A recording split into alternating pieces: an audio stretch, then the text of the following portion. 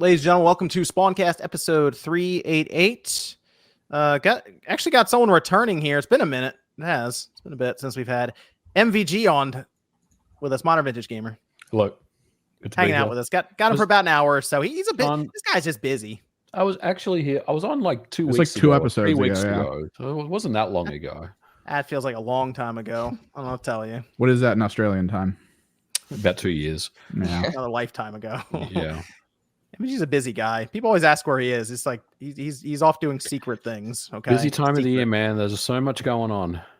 Trying to juggle Halloween, work, travel. Wait, you got your costume, Uncle Fester. Probably do the light bulb trick and everything.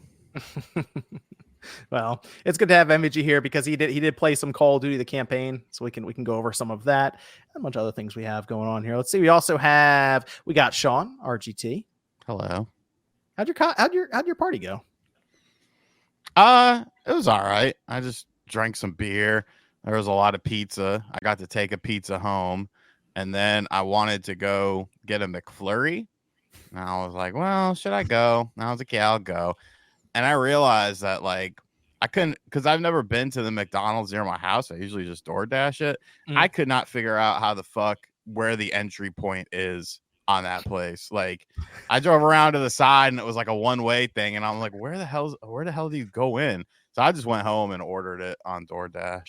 And it costs more, but I mean, did you just go through the drive-thru? I couldn't figure out how to get in through the drive-thru. Like, they have it weird. It's like one of those weird McDonald's things. Like, it's on like a small little plot of land too. I don't know. It's weird. It was also nighttime, so I don't know. Maybe I'll go during the day and try to figure out what the hell. Man, you're rolling the dice half the time you go looking for ice cream at those places. It's like half the time it works, half the time it doesn't. Bro, maybe I'm crazy, but isn't a McFlurry like it's all mixed in? Yeah, that's why the spoon is supposed to be like the thing that they like mixes it around in the machine. Yeah, that was not what I received. I received vanilla ice cream with a bunch of cookie crumbs, Oreo cookie crumbs on top. Wait, when did you order this? Was it like 2 a.m. and the person was like, "Fuck this guy," or no? It was like I got home at like 11, so like 11. Okay, I have more questions at this. Okay, so how was the container? Because I know that they switched it up. Where it's like the weird foldable box. Yeah, it was like the weird foldable box. Yeah, they changed it. So it's not the cup with the plastic top anymore. It's this foldable box because it's cheaper to make that way. The Panda Express McFlurry. Yeah, they say it's good for the environment, but it's totally not. Like, they're full of shit. They don't care about the sea turtles. And so yeah, they did that. So maybe I don't know. That's just how it is now. Yeah, I just order one just to see how exactly they hand it to you in a box. We have Google, package it different for like DoorDash though, so it doesn't get screwed up. Like the cookies don't get soggy. So yeah, like, but maybe I've gotten it. Really? I'm pretty sure. I'm pretty sure I gotten a McFlurry from this joint before, and it was not over like DoorDash. Yeah. I can't even figure out how to get in the motherfucker. Of course, it's DoorDash. I get the 2 cheeseburger meal. Hopeless. Extra pickle, no onion. High C orange. They used to have it where you could ask for no ice, but now they don't. And then I usually get like a 4-piece tender to make it over $12, so I get the free delivery, or the no delivery charge. Or I get the McFlurry. But now I got to be hesitant about it. Yeah, this package looks ridiculous. Life is hard. I only go to McDonald's for McFlurries. It's kind of like it's like my go-to.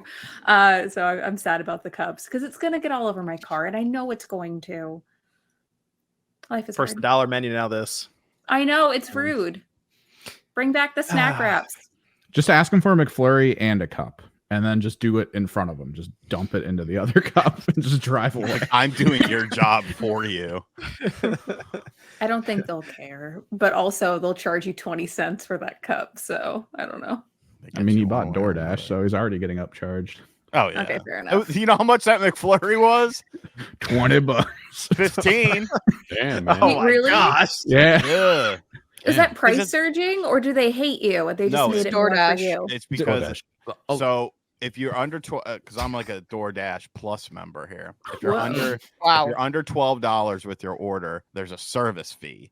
So now, like, you have a $4 McFlurry plus like a $4 service fee, and then there's taxes on that, and then Wait. you have to tip them. Could you So order you're- more McFlurries to offset it, or I tried to do the math, but like I said, I had a few Steve Weisers, and I was just like, man, I just really want this fucking McFlurry. So Wait, I Sean, just could did you it. not find? Okay, just out of curiosity, can you not find this drive-through? Have you been to this drive-through before at all and not been able to find the entrance? nah, 'cause I don't Or was really. this just because you had a couple Steve Weisers and you couldn't find the entrance? are you No, telling us you were drinking a bunch before driving to this McDonald's? Yeah, that's what he Is just that- said. So I'm like, No. what is the story? No. Okay. I okay, was just fine. making sure. I was fine. Okay. It's just plus it's nighttime. My eyes Okay. aren't too good at night. I got the weird thing where like the lights mess with your eyes and stuff like that. And I'm Oh, not going okay. to a doctor. I just fuck it. You know, if I Just die, all I the die. cataracts. That might be, yeah, As stigmatization. long as you're not a glaucoma. drunk crasher, RGT, I think you got it. I mean, I'm 39. I've never been in an accident. That was my fault. Okay, just regardless of- clarifying of because that's how you're making it situations. sound. I like the disclaimer at the end. That was my fault. Never, Uh, you No, should I've been never- hit. I've been hit before. Yeah, for sure. Never admit fault in an accident. I think John and I might have seen something, but that's fine. Yeah. No, that's hearsay and conjecture. I left that out when you were commenting on my driving. I never said anything. John's driving was great. Never experienced anything better. Yeah. It was explosive. Yeah. Move Loads on, of coffee please. in the back. How you doing, Josie? How's it going over there? I'm good. Okay. Nothing Okay. crazy. Your camera holding up? Camera's doing good. I've Okay. been doing homework all day. It's been great. It's been a really lovely day. Okay. We got Celia. How you doing, Celia? Hi. Pretty good. Now I want a McFlurry, but in a normal cup. Life is hard. And then Evan's with us tonight as well. Yep. I'm good on McFlurries though. Fine. Well, okay. Okay. We did have a bunch of like random stuff happen this past week, but also there were a bunch of Patreon write-ins. We had some comments from the last Spawncast. There's actually quite a bit that we're going to go over. I did want to go around though first and ask everyone what their Halloween plans are, since that's this week, Halloween Thursday. What we got? Anything fun happening? Yeah, I did I'm it. just kind of in this mode where I'm watching scary movies and just I always do the same thing every year, like play like Silent Hill, which I've already played and beaten. You already did it. Watch scary movies, just do all that sort of stuff. It's always fun. You got a go-to movie? I watched. I did the Beetlejuice and the Beetlejuice double, and that's always a good time. I like the new Beetlejuice movie, by the way. It's I don't know. good. Yeah, it's really good. Really good. It's better than I thought it would be. Did you I get don't nervous? know. Did you get nervous when it looked like there was going to be a potential love interest between Lydia's daughter and the boy? I was like, oh, Yeah. here we go. And then it Yeah. played into the story beautifully, and I was like, Yeah. oh, this is great. Thank That you, was Tim. Thank you, And Tim. Winona Ryder was awesome Hot as as well. in the movie. hell. Yeah, She she's looked looking good. Good. Damn. Looking good. Give me some. I don't know about go-to movies. I just watch whatever feels right. But yeah, just that kind of stuff. Okay. about Giving you out guys? candy? Yeah, giving out candy. Okay. Yeah, I mean, making the rounds in the neighborhood, but I run into this issue where we both have to go out with the kids, and I have to hope that the bowl of candy doesn't just get stolen out of the driveway, just sitting there. Don't you live So in a you gated wait. community? So you go out trick or treating in the neighborhood. You leave a bowl of candy at your place, and then It's when like you that come take back, one, don't all be a gone. jerk kind of Yeah. thing. And one year it was perfectly fine, and then another year the whole bowl got stolen. When I was a kid, my friend used to take the bowls. He'd like dump all the candy out, and then he'd just like grab the bowls and then like put them in his bag. It's wild. That's a delinquent Yes. friend. Yeah, he was funny. So I learned that you basically get, like, if you're gonna do that, you get the standard. You get like the dum dum lollipops, and you just fill it up with that. And then most people are like, I guess I'll take one. Yeah, they just keep then they egg your house because you're a cheap ass. Hey, well, if I leave, like, if you leave like nice candy there, somebody just ends up taking most of it. So, So I don't do the That's, bowl. If you want candy, you got to knock. And well, And we're the- not there. I'm not there. So that's then the they get problem. nothing. Too bad. So Well, I sad. gotta leave something. At least something. Nah. No, that's the dilemma. Kids Yeah, would I- rather have nothing than a dum dum, John. I did the bowl once. Yeah, we got to knock. You got to knock. I'd rather do that. Sit there and knock. We got three kids running. There's like the cars coming in and out of the neighborhood and the road. Both go and follow them. It's fine. But you got to roll the dice. This year, I think we got like the small Snickers, Milky Way, whatever, just those, and we'll see how that goes. But I'll get the light pops out if we have to. It's okay. But what do you got, Josie? I'm doing college things. Drugs. Getting drunk, crashing drive. neighborhoods, crashing rich neighborhoods. No, we don't go crash rich neighborhoods. We just go to LA and Oh God, Party. step in feces. Good luck. how about UCLA or in LA? I've never seen that in my life. Watch but it. Cover your drink. They're spiking the drinks now. Now. Look at that. Look at that going on at GDC. Actually, she'll be okay. She's It's not GDC. at a video game expo thing where that always seems to happen. So you should be good. But Sean does have a point. Don't take any open drinks, especially. Like, things are weird. No, I've been around the block. Got it. Yeah. Yikes. Well, also social media. Watch out how many pictures get taken. Oh yeah. Yeah. See what happens if I get tagged on Twitter taking a knee, chugging a beer. Going Just crazy. kidding. Just kidding. What do you got, Celia? You giving out candy? You going out? Oh, I have a God. couple friends' parties. Okay. Sean. What's wrong? Oh, I sent Sean a photo of what my costume's gonna be, and he does not approve. So my friend has he's having a Halloween party, and it's like Harry Potter themed because she's a millennial and loves Harry Potter. And I am not a Harry Potter person, so I was like, okay, what am I going to be? And so I'm gonna be Scabbers the Rat. So I have a mouse costume. And it's just How going to did you be end up really being the mouse out of all the things you could have been in that universe? Exactly. It's funny to me. I don't know. It's my humor. So I was like, well, it's an alliteration because you know how you do like sexy versions of things? It's like sexy Scabbers. And it's an alliteration. And It's like I a think rat really- head and like lingerie. Now I have to change my costume because that's way funnier. No, I have like a gray dress and like gray mouse ears. And like I have like the dumb like face, like mouse face thing with whiskers. It's really ridiculous, and I'm just gonna ruin all my friends' cute photos with it. It's gonna be great. So that's what I'm doing. You giving out candy, Evan? No. You dressing up? Costume? No. No. Brooding. Hey, I don't know. Probably just watch we some already see- Eldritch horror movies. I mean, I already saw Sean's costume. Stone Cold. Are you actually gonna wear that when you hand out candy, Sean? I've never. No one's ever knocked on my door in the 3 or 4 years since I bought this place. What? He'll be the weird neighbor that hands out Steve Do lasers. you leave your light on? I have before. Yeah. Okay. For like the first 2 years, I left my light on and like nobody came, so I was just like, all right, whatever. And I know. Have you there's thought about kids. just sitting outside on your porch? No, and I ain't share with doing all- candy? no. Yelling at kids. I gotta play You'd be Hybrid like Heaven. a weird pal. neighbor. Oh yeah, that's right. You do have to play that. Well, it'll be a fun Halloween. Hopefully, we'll see how it goes. I assume MVG, are you dressing up as anything? I assume not. You're just handing out candy. I'm not going to rule it out, but like I've also left it kind of late, so I'm probably just going to just give out candy. Okay. We'll see. What are you dressing up as, Josie? I'm gonna be Daisy. Oh. From Mario. So That's all the kids are. They're all like Mario characters. So yeah, I Much have a worked friend out. group, and they were like, "Let's do Mario Kart," and I was like, "That's insane!" And so now they're all just being different Mario characters, which I think will be fun. That's cute. Sean, you played the Batman VR game, Arkham Shadows. Game of the year? Yes, I have. Okay, I played MVG it- played it some too. I played it too, John, but I've only played about an hour so far. You guys bought the headset for this thing specifically. It came packaged with it.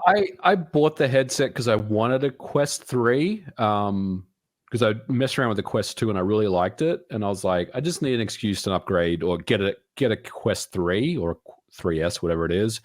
So this was a pretty good deal. Like, was it $2.99 with the game? Yes, yep. I got like a discount on that as well, so I ended up paying like $2.60 for mine. So I was like, yeah, I'm getting this. So yeah, it's awesome. I really like it. Really like it. Are you looking at PSVR anything 2 outside of needs just to the use this Batman game. game on it, MG? Like headset, like apps or other games or anything? So I have Half-Life Alyx, and I've played and beaten that on the 2. But I haven't tried that was it Asura's Wrath one, the other one that people are talking about? I haven't Yeah. tried that one. So I may grab that one. Take a look at that one. How creepy is the hand thing? Oh, Like, where you- dude. that felt like sorcery to me. That was awesome. I just love the combat feels really good in that game. Like the way that everything just kind of reacts to your movements and like the collisions. There's just something about it. It just feels really good in VR. I can't describe it. It's and that's the thing I guess with VR is, like it feels really good to you, but it's very hard to kind of explain it to someone else that you're trying to sell it to. But man, this game is great. I think honestly, Sony should have hit them up and tried to offer them a bag for this game, because I feel like if this game was on PSVR 2, it would sell some units for sure. And these are the types of games that Sony really needs in their catalog, I think, to really push PSVR 2. But look, it's a really good game. I haven't beaten it yet, but I'm going to play more of it this weekend. This was made by Camouflage. Good old Yes. Camouflage. I was trying to figure out what else they made. They made, or they helped develop Iron Man VR. Yes. Yeah. I think this Wow. kind of spurned from that. I haven't played that one. I've heard good things about that one too. It's just I'm not really into Iron Man as much to really give a shit. But Yeah. this one, this is something I definitely wanted to play. Okay. Do you think it could be easily ported over to the PSVR, or do you think Yeah. it'd be Oh, like- yeah. I think this is really just a matter of money, that they've paid to keep this on the Quest at this point.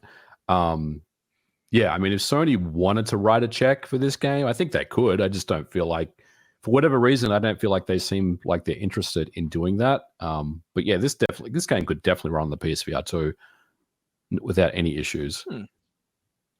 You liked it, Sean? That's my game of the year. It is your game of the year. Wow, really? That's it. That's the move right now. I mean, Brother's Ship ain't gonna do nothing for me. Indiana Jones, I doubt it. Like, it's just, you are Batman, and if you are a fan of Batman, like, this is what you want. The simple. I guess I'll talk about the game and then talk about the headset itself. Yeah, like, to do detective vision, you go like this, and then you scan it, and then you turn it off. To glide, you hit the two triggers, and you put your arms out like that, and you glide across.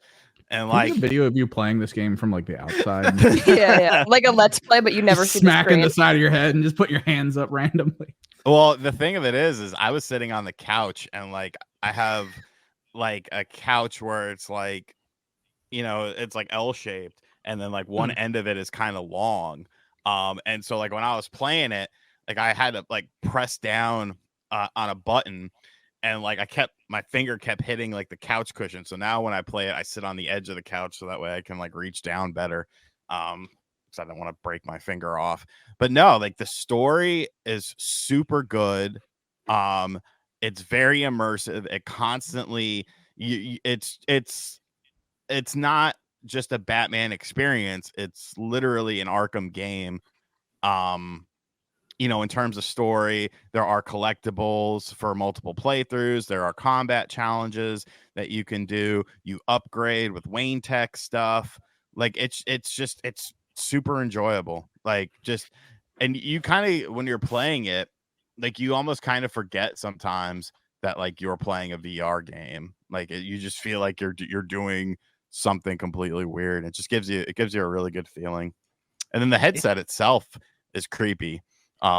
Because you don't have to use when you're like navigating stuff. Like for Batman, you have to use the controllers, but with the headset, you can put the controllers down and stick your hands out, and it tracks your hands. And that creeps me out.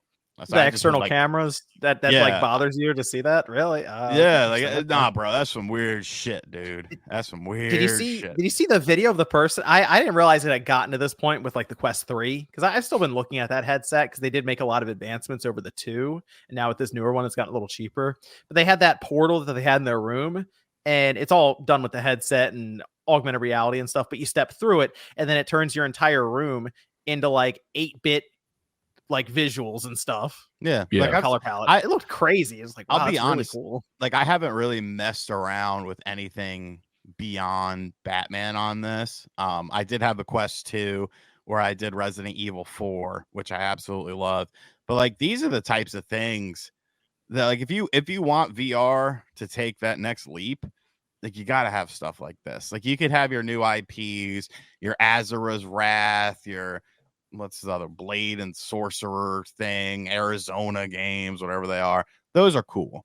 But to me, those are supplemental titles. You need something with name brand recognition. Like imagine a fucking Spider-Man done like this. Like, you know, there's a ton of potential to be done there. Do I think it will replace standard gaming? No, because some people just don't want to deal with a headset. Just like some people don't want to deal with sitting at a computer. They want to sit on their couch. But I do think, you know, it's a very enjoyable and unique experience that, you know, consoles just can't really replicate the same unless you have something like the PSVR 2, which Sony has already abandoned. The other thing I liked about the 3S over the 2 is the battery life seems way better. Like I played, I played about an hour and a half of Batman, and I think when I was done, I was at like 82% battery life. So this thing is legit. Yeah, it's way better than the 2 because like I played Half-Life Alyx and like I could get maybe 2 hours out of it before 2 hours. I'd have to recharge it. So this seems a lot better to me. I don't know if it's just a new device. The 2 that I used, I borrowed it from someone, so it wasn't brand new. I don't know if it over time it kind of diminishes the battery life and stuff, but battery life was impressive for me. You guys should try out the 3DS emulator on it. Well, you got to side load stuff with that. The 3DS emulator. Is there a Virtual Boy emulator for VR? I feel like there is, yes. I know there's definitely a 3DS one, and that was a big thing because it actually takes advantage of like the stereoscopic 3D in VR, which looks really cool, apparently. I haven't tried it, but that was like natively ported over to it. Wait, what? Like I've seen people use like a big screen. Yeah, it was actually, I don't want to say recent, but it was like beginning of this year, I think it happened. That it got ported over. Yeah, Citra check it out. VR tutorial. Yeah, see what that. Oh, so it's just like a screen in front of you.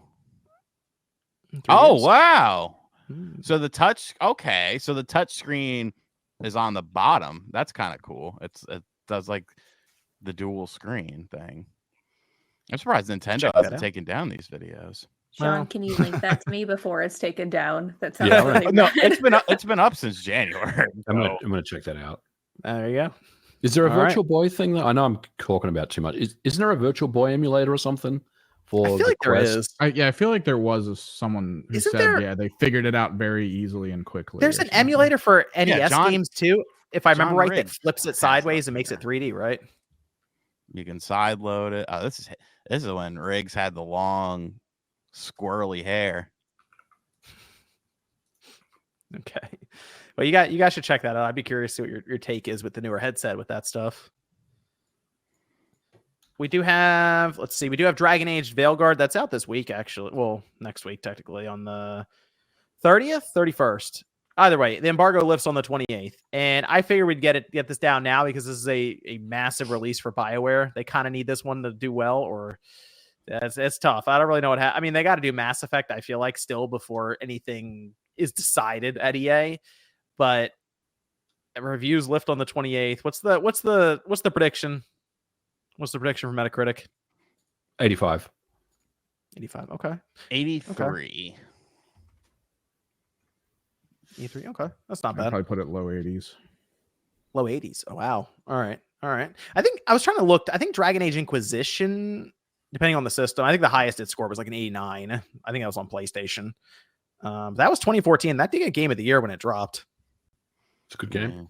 Ain't no Batman. But you're asking about the score, which is more about the people playing it. Yeah, that's true. I'm thinking like 80. I'm gonna go like 86. I think that was like mid to high 80s. I was thinking. I'm thinking like 86. Like it'll start at like an 88 and then work its way down to 86, something like that. What do you think, Celia? I'm not sure. I'm not really a Dragon Age fan. I really don't To be know. honest, anything I don't know about if this game series. is made for a lot of Dragon Age, like hardcore Dragon Age fans. Yeah, I think they're this is trying to like reassess the brand for people or something. yeah, they're Good trying to luck. make it very open to everyone. Interesting. Yeah, like I have like an off-topic story about Dragon Age. I don't know if Let's it's the go. place for it, but I'm No, gonna it tell is. it anyway. So I found out about Dragon Age actually at Comic-Con, at San Diego Comic-Con this like past July. I was like hired for a gig to interview a bunch of like I guess the special guests at Comic-Con for a publication. And one of the people that I was interviewing were some folks from the Dragon Age team, or what I thought was the Dragon Age team. It turns out it was they told me it was like the directors of it. And I was like, wow, I can ask about the game and like, it'll be really cool. Cause like I'm a game dev, they're a game dev. We're going to get along. But it turns out it was the voice acting, directors like for voice acting for it. So like obviously they had no idea about the development. So there's a video of me asking them development questions and things, and they're sitting there looking at me, and Nice. it's really cool.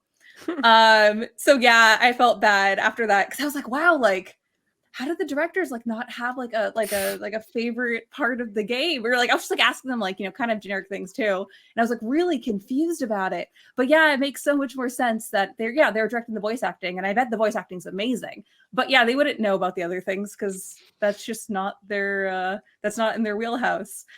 So yeah, I'll probably play it and give it a chance because I feel really bad that I misunderstood. But yeah, I hope it gets good. I hope it gets, you know, high 80s. I think that'd be cool. Dragon Age Inquisition came out 10 years ago. I didn't even realize that until I checked it the other day. I was like, it's really been that long since that game released. Where does the time go? Josie, what's your you can throw your score out there. We're coming back. We're coming back. I'm gonna come back and look. I'll come back see you I'm got gonna hit it. you with an 87. Okay. Nice. Okay. 87. All I right, good think- stuff. Yeah. I just think some scores are going to be low because I think that if Dragon Age fans are the ones getting the review, they're going to score it differently than someone who's maybe more casual towards it. And I think that's going to cause quite a large divide. Like Mario Party. Yeah. Was that who gave it that? Was it Eurogamer who gave it that low score? Yeah. Yeah. Wait, what? I feel like they just I missed lost. out I feel on like they that. just lost a lot. So Mario Party scored an 81, I think, in the end, and Eurogamer gave it a 4 out of 10. And I think the reason why it scored so low was the guy that reviewed it basically admitted that he was not a Mario Party fan, which I don't really know if I have an issue with. I mean, I think, you know, you review games on their merits, but also 4 out of 10 is pretty low for a Mario Party game. I think it's a little unfair to give it Especially that when low. it's Was he up better than front? all the other Switch games. Yeah, was this like a late admission or was it up front? Because I remember like an old prototype review was led with "I hate superhero games," and then like it went from there. Like, okay, I hate superhero I think games. that was an IGN review back then. Usually I review PGA Tour, but we'll take a shot at prototype. I guess I can bring this up now since you just brought up Mario Party, because Nate in the comments last week, when I mentioned Mario Party fatigue, said that in quotes, but asking for remakes of every game. First of all, I double checked because I wanted to make sure I wasn't wrong about this. Mario Party first showed up in 1998. Okay. Since then, there's been 18 releases for this game, this franchise, 18 of them. Okay. That's a lot. That's enough to where it was 26 years ago or something. 18 releases in 26 years. All I wanted was one remake of Dark Forces 2 Jedi Knight. That's all. Just one. That's a lot of releases, though. So I think you can call in the fatigue reasoning then. Sean, you're on mute or something if you're talking. How many were on the N64? There was like 3. 3? Yeah, Three of that's them. for Yeah, sure. three of them. Easy. And yeah, 98 it started. And then 3 of them ended up on the 64. Yeah. It's I mean we had that we had 4 of them on the GameCube. Yeah. Just Yeah, whoring that that one franchise out. Kept adding I fun didn't even things to count. it, Did I like the count the e-reader microphone. one? There was an e-reader release. I think it's actually 19 if I count that. Nah, I don't know if you could count that. Okay. I mean, That's fine. you know, I'm an N64 fan, and it comes down to, for a lot of people, such as the lady with the dark hair, is that they played Mario parties when they were growing up on the N64, so they have nostalgia for it, and then that nostalgia translates over years.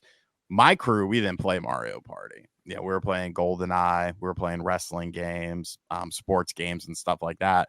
So that never really translated over to me, and so like that's why I don't really, review. I did the first one and I didn't like it, the one that didn't have any online, and I was just kind of like, well, it's just not my cup of tea. And whenever we play it on Battle of the Sexes, I'm just miserable the whole time.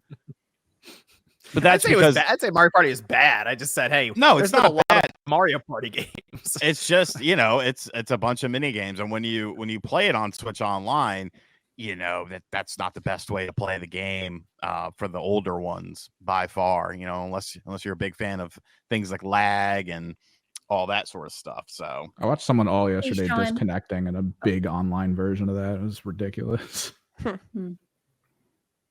They should name the next. I mean, why don't they just name the next one what it is? Mario Party 20. How about that? Well, I feel like it's Oh, like no. they don't put out DLC for these games. Instead, they're just like, okay, new idea, no DLC, new game. Yeah. Like well, they did. I mean, I don't know if I would call it DLC, but they put online. That's what you're about to say. Yeah. Yeah, but that was basically a test for the next one to see if they could do it, I think. And so it Yeah. feels like if they have any new ideas, they're like, well, we might as well just get another $60. Did Mario It seems Party to work. Did Yeah. Mario Party Wii have any online in it? I don't think so. That's crazy. You could have been. I'm testing pretty this sure years that ago. the Switch was like the first time they put online in it. Interesting. Mario Party Superstars. I might be lying to everyone, but I think so. Yeah, it's fine. John does it every day. You're welcome. I just wanted to make sure, since the last new Mario Kart that we had 6 Mario Parties released. Jeez. I'm just, but there's no fatigue. Just making sure. I 6 mean, of them. You're arguing with Nate, and Nate's not here. I mean, if you're going to have this conversation, at least he needs to be in the room. Oh wait, this is Hmm. this a random Nate or this is Nate? There's a random Nate. There's a random Nate. Oh, I from thought the this was comments. Nate. Oh. I do like. Oh, I can't discount that. That could still be Nate. I don't know. No, Well, that motherfucker doesn't like. He hates Mario Party as much as I do. He's as miserable playing it. When I we don't do even it for hate it. Battle I'm of just Sexes pointing with out me. that Nintendo likes releasing a million of them. John doesn't want to get roasted in the comments. Can't get a Mario Kart, but they could do 6 Mario Parties. What about a Star Fox? You should do the length with Star Fox. No, Oh only my third parties gosh. get to do that now. Well, Mario. I mean, we had Star Fox 0, right? I can count that. Yeah, Probably not the same command. length then, right? Command. Oh yeah. and the Starlink, right? That counts. Yeah, No, it doesn't. If No, it it was the doesn't. best Star Fox in a long time, I Mhm. mean, you could say that, but Sean, did you buy it? I have to make sure you got this in your pre-order for the Super Sega. It's in €3. are you out of your mind? I mean, I put it in here because you made a video on it, and then you had a lot of comments about the system and then the environment around the system. Yeah, it's very sketchy. And to their credit, evidently they did put up another video showing no cuts, which okay, but I still have even if I give them the benefit of the doubt on that, why did it take the gentleman 15 seconds to put in the Master System cartridge? How do I know that this is actually something that is running when there's a clear disconnect when he shows the controller and he hits up and it doesn't do anything, and then he has to hit it again? So you're saying you should do like a just point the camera at the screen, Super No, Sega and just I'm change saying you everything like hire one. you invest in yourself. You hire a Uh-huh. marketing team. You get a real camera. You get a lapel. Like this doesn't cost a lot of money. You could get $100. You could use a cell phone that you probably already have, attach a lapel mic to it, and you make a proper presentation. If you're wanting people's money, but you only want their money for 1 week to see if enough people, and you do this the next day. So there's no lead up to this. You just go on your YouTube channel with 100 and something subscribers, and you're like, yeah, we need $3. There's what was the two terms that he used? Well, one is like you don't get your money back, but you get it for cheaper, like 50% off, and the other one, you don't get your money back, but you only get it, or you might get your it's. Come up with a proper plan. You are trying to get people's money. You are trying to sell a product. Please come up with a proper plan. And if you can't come up with a proper plan, then wait longer. You want to take money for a week and then base everything on that. Is the HDMI actually working? Is this actually working? Can we get a third party to verify this? Like, you only get one chance to make a first impression. And if your first impression, especially in the retro gaming sphere, like let's be realistic, retro gaming people are probably more critical about newer products from companies because of the fact that there's been so many, fuckovers with things like the Coleco Chameleon, the Retro VGS, the Intellivision Amico and stuff like that. And at least with those products, you had what was Mike Kennedy, you had Tommy Tallarico, people that are at least known within the industry. This is just random man from South America.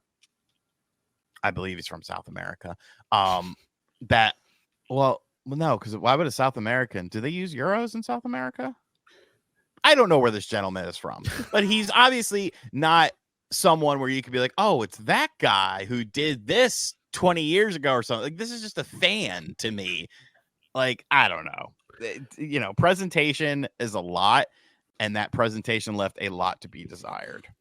I want to say something about this. So first of all, John, you didn't really introduce this very well because people that are watching this don't even know what Sean's talking about. So let's kind of fill everyone in. So the Super Sega is a FPGA device that plays Sega games going all the way back from, and correct me, Sean, Master System all the way to Dreamcast, I believe. SG-1000. SG-1000, Master System, Game Gear.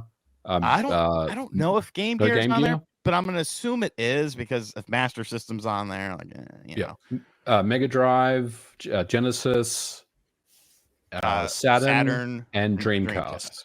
And so they did say something about 32X in it as well, but I think you might need like an actual 32X to put like an adapter. Yeah, something like that.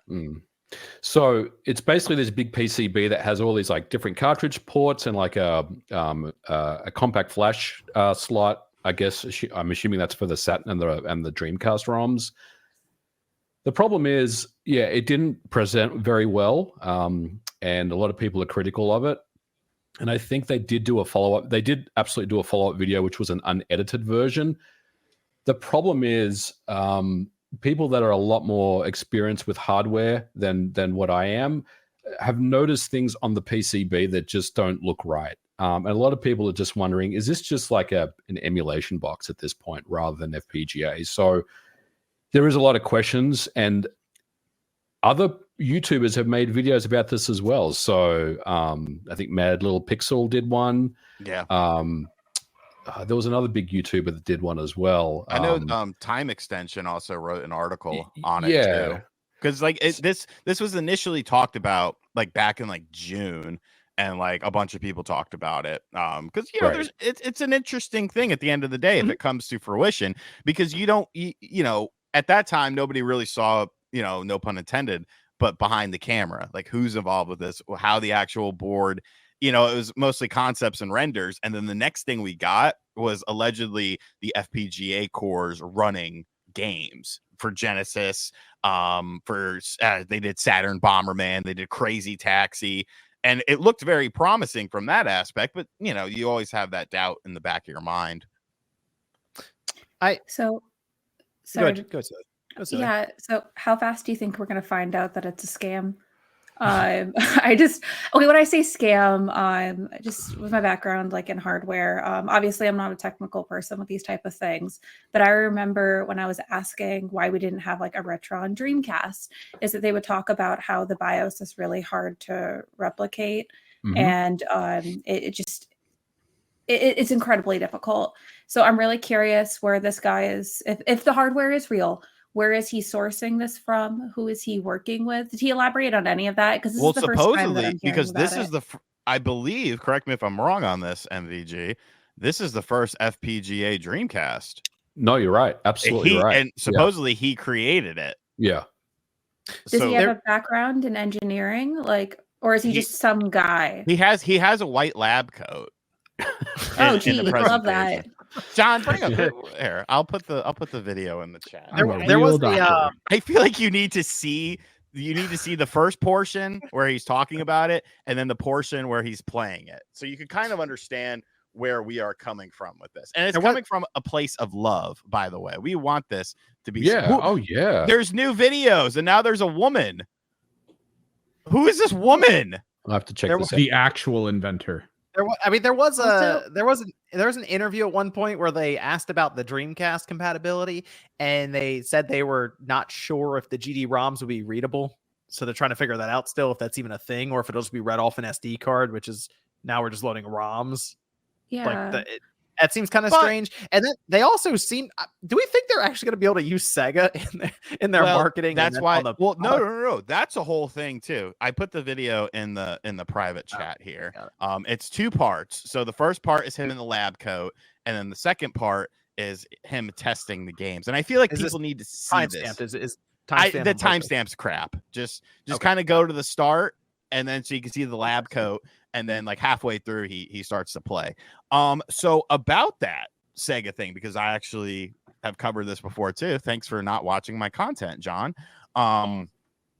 They actually said in an interview with Time Extension that they were trying to talk to Sega and work with them and potentially have Sega authorize games to be preloaded onto this and get an actual Sega branding, which at the time I was like, that's a terrible idea because of something called licensing costs, and that's going to make this thing skyrocket, because you got to remember the price of this is still not confirmed. It's like 300 or 400 euros, but if you get in on the pre-order early, you might be able to get it cheaper if you give me the €3. I think this gentleman just wants a fresh pint at the bar, and that's what these €3 are going to cover. And you can have a good night. So, John, the I think the second video, the follow up. No, it's halfway through this. He could just skip. What I was going to say was he shows the PCB, and if you look at the HDMI connector, there's usually like an upscaler chip or some type of chip that's right next to it on the board. This one doesn't have anything there, and people are like, how the hell is this even working properly? So a lot of people have questions about it. I'm not ruling out that I'm not saying it's a scam. Oh wait, and there's another video too. Okay, so they are making videos on this, and I see this. Are you talking about a PCB from yesterday? Yeah. I haven't seen the latest videos. Yeah, he's got a popped collar there. You have to trust him. Bro, he's singing the songs, he's dancing, like he gets fucking in the pocket with this. Like he's having a blast. It does kind of seem like, then you're right, Sean, they're a fan of this stuff. They want it to, like, they have this product in their mind and they want it to be a reality, and then they're going through the logistics of it now, and it's a little more difficult than they think. Like I don't necessarily mean like it could be like someone doing it maliciously. They could legitimately want to bring this to market, and now it's like, there's a lot here to do. I want this thing to be legitimate and come to Same. market. I really want it, but like this last video, the one that we're watching now, yeah, there's just some red flags here that just made me think, oh, this isn't right. I put a And- link to the PCB board video in there as well, so you can see that. And I mean, you two know how to solder stuff and shit like that. I that's beyond me. The other thing is they don't show us the FPGA that's being run. Like it's just sitting there under that heatsink. They've never. I don't think unless there's another video where they show what that chip is. I don't think a Cyclone 5, John, would be able to power a Dreamcast. So I'm questioning what kind of chip is underneath there on that FPGA. They've actually turned off comments on the video, the newer videos with the lady on them. This is fake. I bet he is. Okay, so I totally bet that he is a fan and he's very excited and he's an idea guy. Like high level, this would be really cool and we should have these features and we should have all this compatibility. But like from hearing what you guys are saying and like my limited knowledge of how this works, like this doesn't sound right. It's Look at very that. bizarre. Look at that SanDisk SD card from 2005. Dude, this guy. Do they even good make for him. those that size anymore? That's like compact flash. It's like a CF. I think they use it okay. for like you can use it for like cameras and stuff. Will use it. Oh, okay. You can So like how zoom long- in. Like he zooms in on it too, if you want to. How long is he asking for this $3? A week. How much has he raised? Oh. We don't know. We don't know. You know what? Good for him. Good for him. Supposedly, it's to gauge whether or not to go through with this. If there's enough interest. I know Josie gave the €3. She was very excited for This this. seems so sketchy. I'm like very with Celia. Yeah, no, he's just getting his $3. I didn't know you could do that though. You could just be like, "Hey guys, everyone send me $1, and if I get enough dollars, then You know, I'll make DSP this." That's how he runs his whole Well, life. in theory, Yeah. it's better than a petition because anyone can sign a name and then just not give a shit. But like to actually pull out money, Yeah, we're not would- being mean just to be mean. We're being mean because this is a Yeah. cool idea, and this is something that you would better be, do it. God damn it! well, no, it would be something that would be, awesome to have, but there's a lot of red flags involved in this. Yeah, I really hope I'm not being mean either. I'm just, just Well, kinda I mean, seeing no, how it it's is. just asking questions that don't really Yeah. make sense. And then, I looked in the comments, allegedly comments were being deleted according to some people that were commenting on some of the videos and stuff like that. And it's just like, you got to take the good with the bad. I would hold off on the personally the €3 for now. I would give it some time. Give it some time. See what happens. And let us know in the comments below how mean we were to this man in his dream. Hey, well, here's the Let us pin. know if you're going to support it. Here's the comment on that that motherboard video. Wow, all the negative comments are gone. I wonder why. And then they reply, it's simply, in our house, these are our rules. To comment bad or similar things about our project, do it outside our house. Valid. Rusty, come on. Valid. Hire a marketing team, a PR person. Like that will really be beneficial. Make a moving video going forward. over all the comments. Then the negative comments. Pick like 10 of them and then just answer them. Yeah. I mean, that seems pretty straightforward. Well, let's I do want to talk about MVG. I do want to talk about Black Ops 6 actually before we have to head out. Let's do it. Black Ops 6, it's out now actually, and it went into Game Pass immediately. So it was just out Game Pass. If you have it on Xbox or PC, you can download it, start playing it. We actually played it immediately. It actually went live a little before midnight, which was odd. Maybe they just didn't care. Whatever. It's live. So it's like 11:50 or so. People were firing it up and it was working. Even MVG could get on before midnight local time. So Yeah. it's just let us in. We started with multiplayer. We did. So last night we played a couple hours. Right, we were leveling up and we were kind of getting used to the feel of the game again because we did some of the beta, and it is definitely faster than last year with MW3. But we did also, MVG and I did also play some of the campaign. I don't know, Josie, if you checked out, because you did get MW3. Right? I You did. played that. I haven't gotten it, but Okay, because you have You have Game Pass now, don't you? I actually just Yeah. canceled it, but I might get it. I don't know. Maybe we'll MVG see. MVG might be able to come through. We'll see. Yeah, I may have a code for you. Maybe. Maybe. MVG, I'll It's- play that all day. The story behind that's really funny. No, ma'am. You have prior. I know I commitment. have Shenmue, but I can go in between Shenmue and Call of Duty. Sean, she'll actually play. She'll play Call of Duty with us. Like, Yeah, she'll unlike you, roll man. multiplayer with us. Excuse me. I was there last night playing 2 I hours. couldn't believe it. There was some shock and awe in that whole. I couldn't believe it, but he was there. Sean rolled, and Sean was lighting some people up too. It was a good time. Josie, you should come through actually. All right, MVG. Okay, We'll see. We'll see. All right. Let me know. Well, I played some of the campaign. You played some of the MVG. What are your initial thoughts on this so far? And then we'll talk about the multiplayer bit. It's way better than last year's campaign, which bored me to tears after like playing the first couple of missions. That's way worse. That terrible no Russian like follow-up mission was just the worst.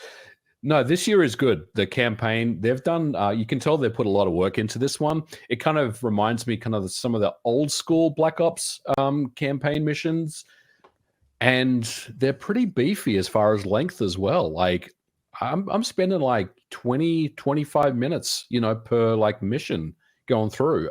So I like it. I've only played the first 2 so far, but I like where the story's going. It's a Michael Bay type of, plot, right? It's just, but overall it's good, man. Like I like it. I think, I want to keep playing it, and I'm going to probably try to beat it this weekend if I can. But I have no complaints about the campaign. I think they obviously listened to the criticisms of last year and previous years, and they've given us something solid. So I think honestly, for like $70, if you don't have Game Pass, I mean, it's got a really solid campaign. I believe, John, I think it's like a 10 to 12 hour campaign, which is a lot better than like the usual like 5 to 6 hour crap they give us. There's also the zombies, which I haven't played yet, but I heard the zombies this year is good as well. And obviously multiplayer is what we're playing now, which is awesome. But I like the campaign. It's a good time. I think I've played a few more missions than MG than you did. Although I will bring up one mission. You can tell me if you check that one out. I think that was like the 4th mission or something. I haven't played that far. I've only played 2.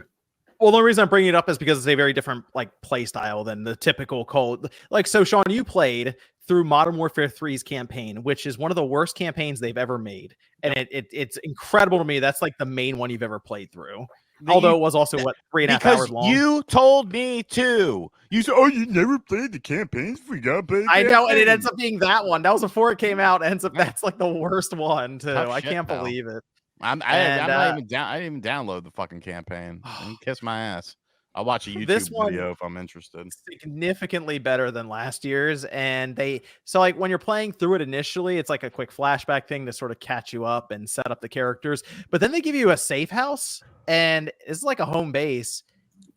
It's almost like, so if you're picturing, Sean, in your case, you're playing the Call of Duty campaigns, think of like Perfect Dark, where you have the institute that you can walk around and do Carrington stuff in. Institute.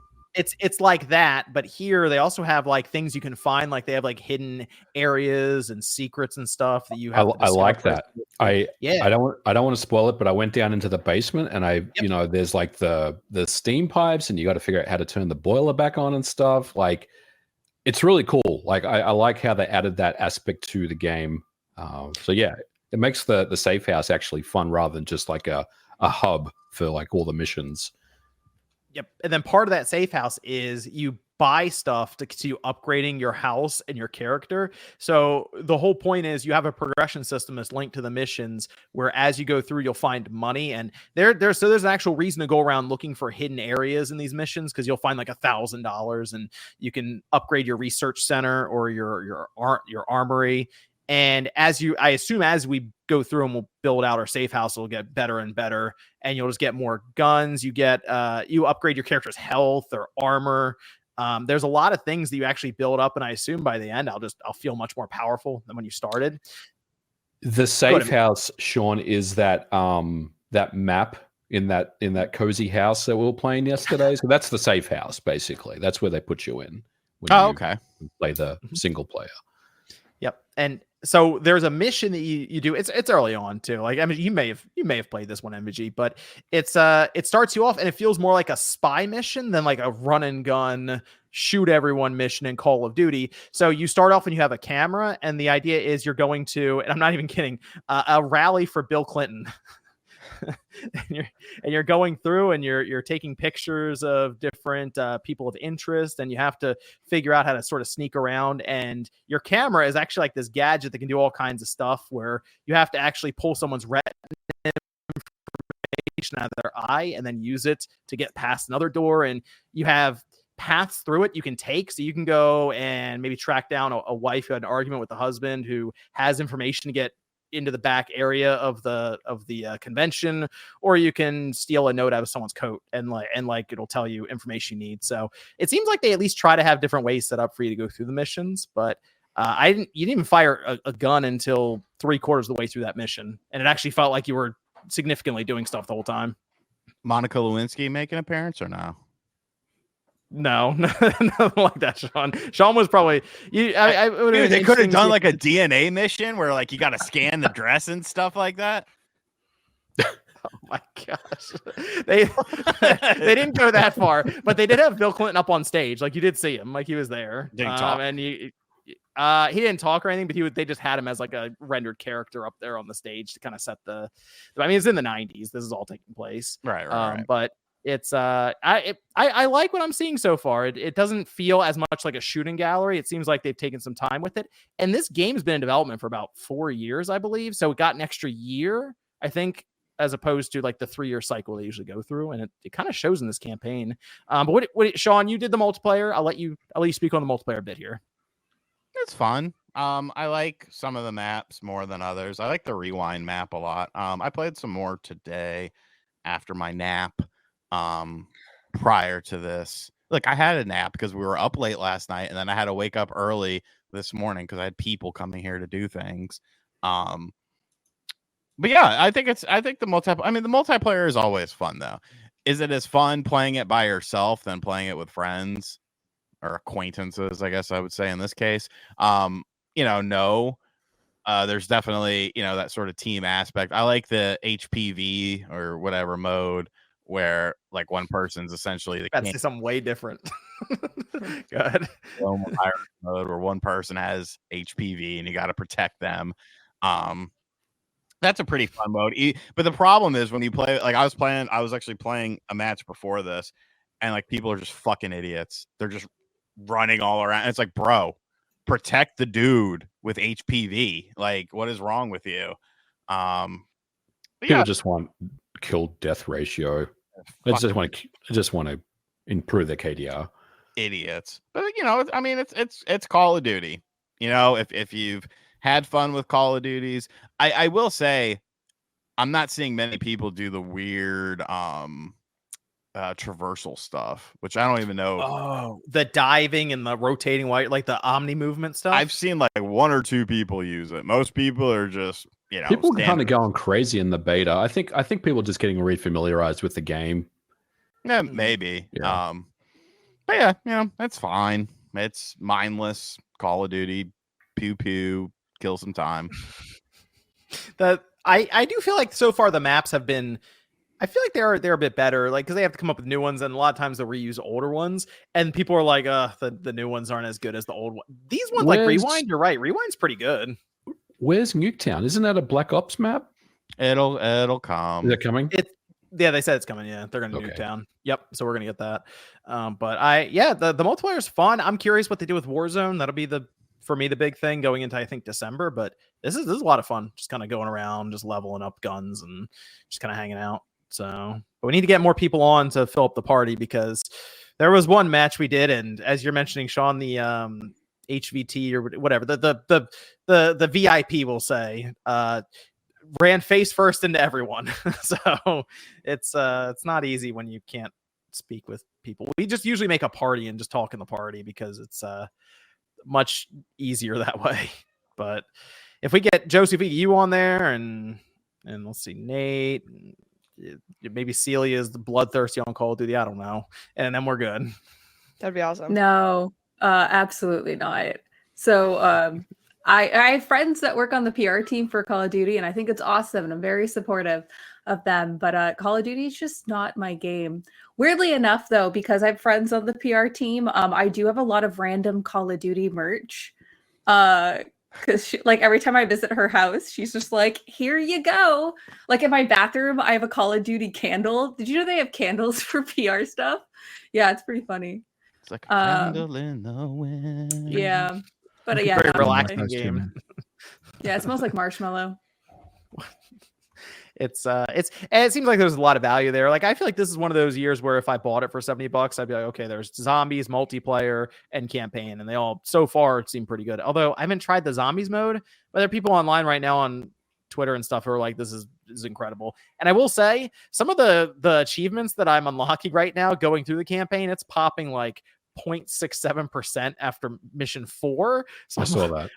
yeah, it's people. So they've told us many times that vast majority of people don't play campaign, and I will admit I am seeing that in some of these achievements that pop so far. Maybe weeks from now it won't be that way, but well, Nate fucking was cheating last night.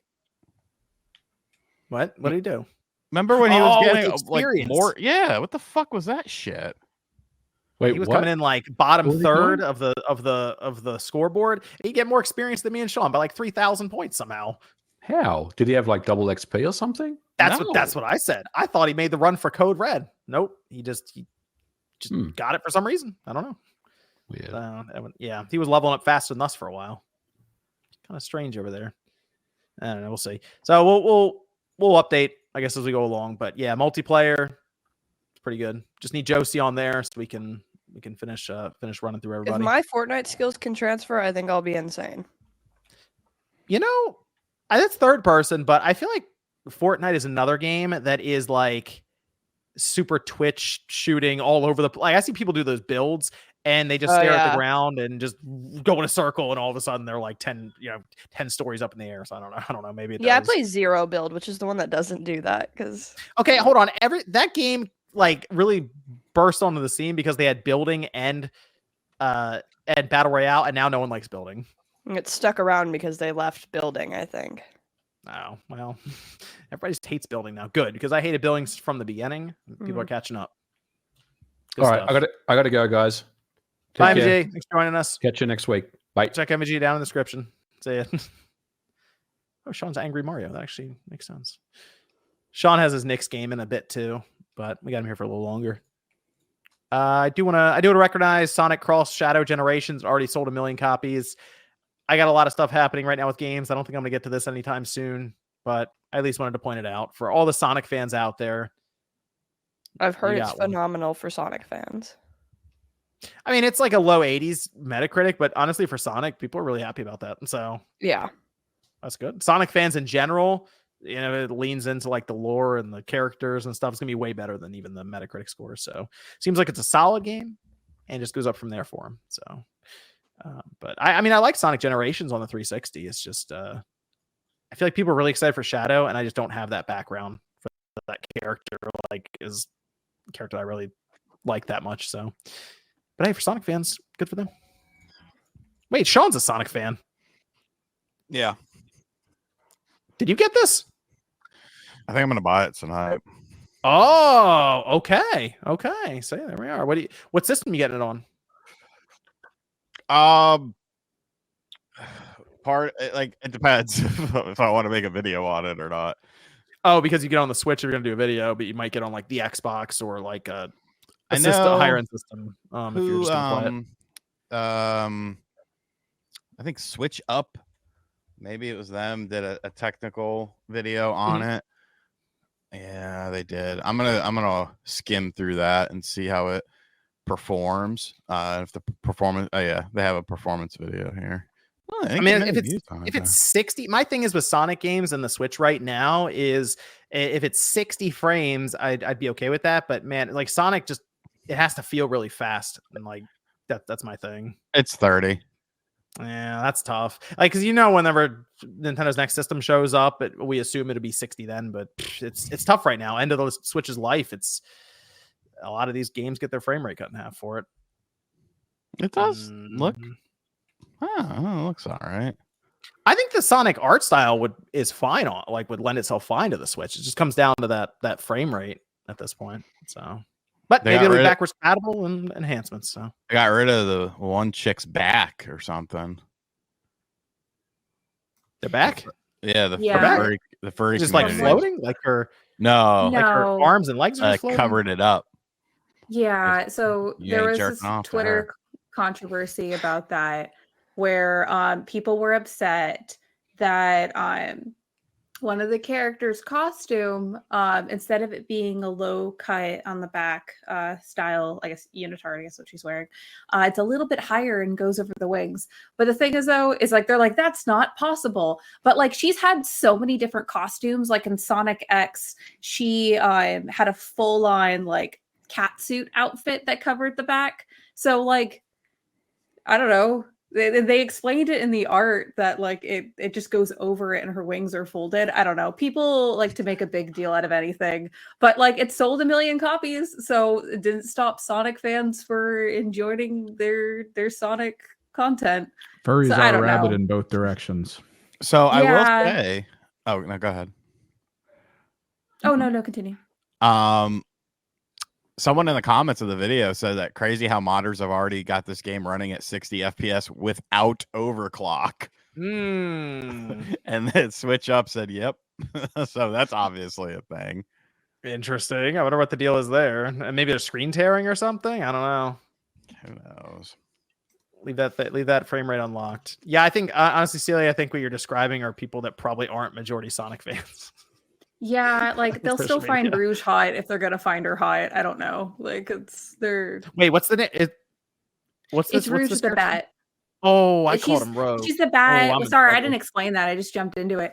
Yeah, so Rouge. Rouge is the character that like has like the heart top, like kind of bustier kind of looking thing, and like she has cleavage. And so yeah, she's like I get more femme looking character. Oh Um, no, you know what? I think in my video, I think I called him this one because like I didn't know what their name was. I think that's what I called him. Let me see. Oh, I'm good. All right, good. I never said this name out loud. All right, Rouge, good. Yeah. All right. Well, I like Sonic. Fun fact, I share a birthday with Sonic, June 23rd. So I always like I found that out. So yeah, I have like a lot of Sonic games. So like I'm excited for this. I haven't bought it yet. I'm too preoccupied with like Metaphor, and then I have like Life is Strange coming out. I have too many games, but I will play it eventually, and I'm really excited because Shadow's really cool, and hearing that there's a lot of lore to it too sounds really fun to me. good stuff. Good stuff. I think this might be a game I pick up maybe at the end of the year or something. Yeah, Especially I since kind it of. might be a sale on Is it a full price thing? Yeah, I think it's 60, right? Am I wrong? Am I wrong? Let me see. I might be. Let me see. Shadow Generations. We check the It Steam is front page. $49.99 at GameStop. Yeah, I feel more $50. comfortable at 40. Okay. Yeah, I mean, I can see it going on sale. $49.99. So it's Not just quick, there. but like holiday season kind of thing. Like we saw Sonic Frontiers, I feel like go on sale like that holiday. Yeah, what's up, Sega? You didn't send me a code for this, but you gave me Frontiers across multiple platforms. They give you Origins too. Yeah, Oh Right. wow, they left you out on Generations, man. but they did Metaphor, so make it make sense. We had some news about Ubisoft again. In this case, they apparently disbanded the team that was behind Prince of Persia: The Lost Crown, which was a good game. That's actually a game that I think many of us played through. Sean played through it, and Yep. you liked it. I liked it. Nate liked it. MVG liked it. I don't know if Celia or Josie got a chance to play Didn't through sell, it or though. not. I played a little bit of it. I liked what I played. Yep. I haven't There's- played it. There's a demo out there for it anyway. Like people can just play even the demo for it. I liked it though. It was a good 2D Metroidvania style game, high quality game. It actually rated well on Metacritic. Did not sell well though. It sold like And 300,000 or something, didn't it? It's very unfortunate. It does not seem like many people. And you know what the interesting thing is? When I first talked about it, it came up the idea that this is a 2D game. So it doesn't feel like it's worth it wasn't even full price, right? Was it 50 or 60? No. Was it $50? I don't remember. I think it was 40. Was it? Oh man, I had to I don't look. know. I could be wrong. I mean, it's $20 now. You can walk into most Walmarts and there it is $20, but I feel like it was 40 or $50. It wasn't the full price though, from what I remember. But that actually brought up a whole thing of it's a 2D game, so it feels overpriced. That was a lot of the comments that I saw for it, when even though we're all like, hey, it's a high quality game, it's like 15 hours long or something. And there's a lot of like well thought out puzzles and bosses, and there's character progression. There's a lot going on. It's still, because it's this 2D game, seemed like an issue for many people. And it does seem unfortunate, but even like Metroid Dread, that sold, I know, like around 3 million. But even that, it's like, man, that didn't break through like you see with most of Nintendo's franchises or games as well. So I don't know if that stigma is still there for 2D games, but it's not easy, it looks like, for something like this. Yeah, I think this was $40 because it, like, on Nintendo and Steam, it just says 40, but it's not like on sale or anything like that. It's it's unfortunate. It's a good game. It was. But they did apparently disband the team. However, while they are sending this team to other teams, like all these people to different teams and stuff, apparently a project that's now popped up inside of Ubisoft, as Insider Gaming, I believe, reported, and actually others as well. And there was even a response from Ubisoft to Kotaku. They're apparently moving people over to explore the Rayman brand. And one thing they might be doing is a remake for the original one from like the PS1 days. Sir, we call it the Atari Jaguar game. I'm sorry. The Atari Jaguar game. That's where it was first. From the 90s. Rayman from the 90s. I'll go with that. But the original one, yes. A remake I don't like that. You don't like that? No, really? Because didn't they already do an HD version of it? And I feel like that's a that's a 2D platformer that, was it good at the time? It was gorgeous, best looking Jaguar game by a country mile. Really good animation and stuff like that. But it wasn't anything too crazy. So are you gonna keep it 2D because you just disbanded a team that did a 2D game because it didn't sell? Or are you gonna make it 3D? And if so, I don't know. Just fucking make a new one. Like, there's an idea. I kind of feel like this might be the situation that they're going through right now with what they just did here with Prince of Persia. They have a remake in the works. They just did this newer 2D one, and then they're doing a whole other one. They did a whole other one on Steam, right? I almost wonder if that's Ubisoft's strategy right now: do a remake and then also think about a new one. And maybe we are also getting a new Rayman, and they're like, oh, a remake wouldn't take as long or just be less money right now to do it and reintroduce people of the new generation to it. That's maybe the strategy, because we're going to get Assassin's Creed Black Flag as well. So they're just thinking remakes. Let's go. Yeah. I mean, I don't know. I would have to see it to kind of assess it. Did you find out if there was a Rayman 1 HD? I can look. Celia, you seemed excited about it. Yeah, I like Rayman, but I realize I like Rayman for the N64, in particular Rayman 2. That was such a fun game. And then I was like, wait, no, the original. And like, I guess the earlier version of Rayman that I played was for the Game Boy Color. And I'm not even sure if that is a port of the first one. So I don't know if I'm excited anymore. I just heard Rayman and I enjoy the IP. Oh, I enjoyed the Game Boy version of it then. Yeah, like and I was actually wrong. They've never done an HD version of that. So that's what you do. You give me this game in HD, widescreen support, redo the textures, call it a day. They did something called Rayman Classic on iOS and Android in 2016, it says. Yeah, we're talking about video games here, John, not cell phones.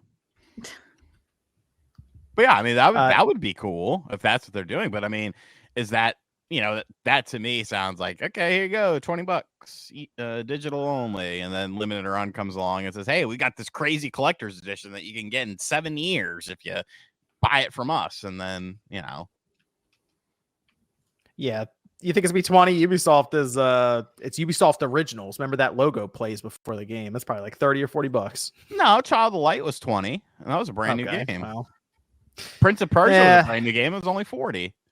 I mean, if they want to make it more, they can. I would rather sell, 2 copies of the game at 20 than 1 copy of the game at 30. How much was Beyond Good and Evil? I think that was that 25.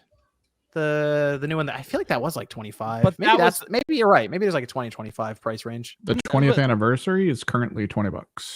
There you go. Yeah, And maybe that you're right. that's a much larger undertaking. If we're assuming that's just going to be an HD version of the original game, that's a much larger undertaking, Beyond Good and Evil, than this would be. That's true. presumably. That's true. Well, I mean, I was just happy to hear that Ubisoft isn't just like, okay, go do more Assassin's Creed and go do Ghost Recon, or at least there's some kind of, because this was Ubisoft Montpellier, and they have done obviously some really good work with their 2D games. So it's at least good to hear that they're not just completely pulled into the Assassin's Creed teams, which there are many people dedicated to it now.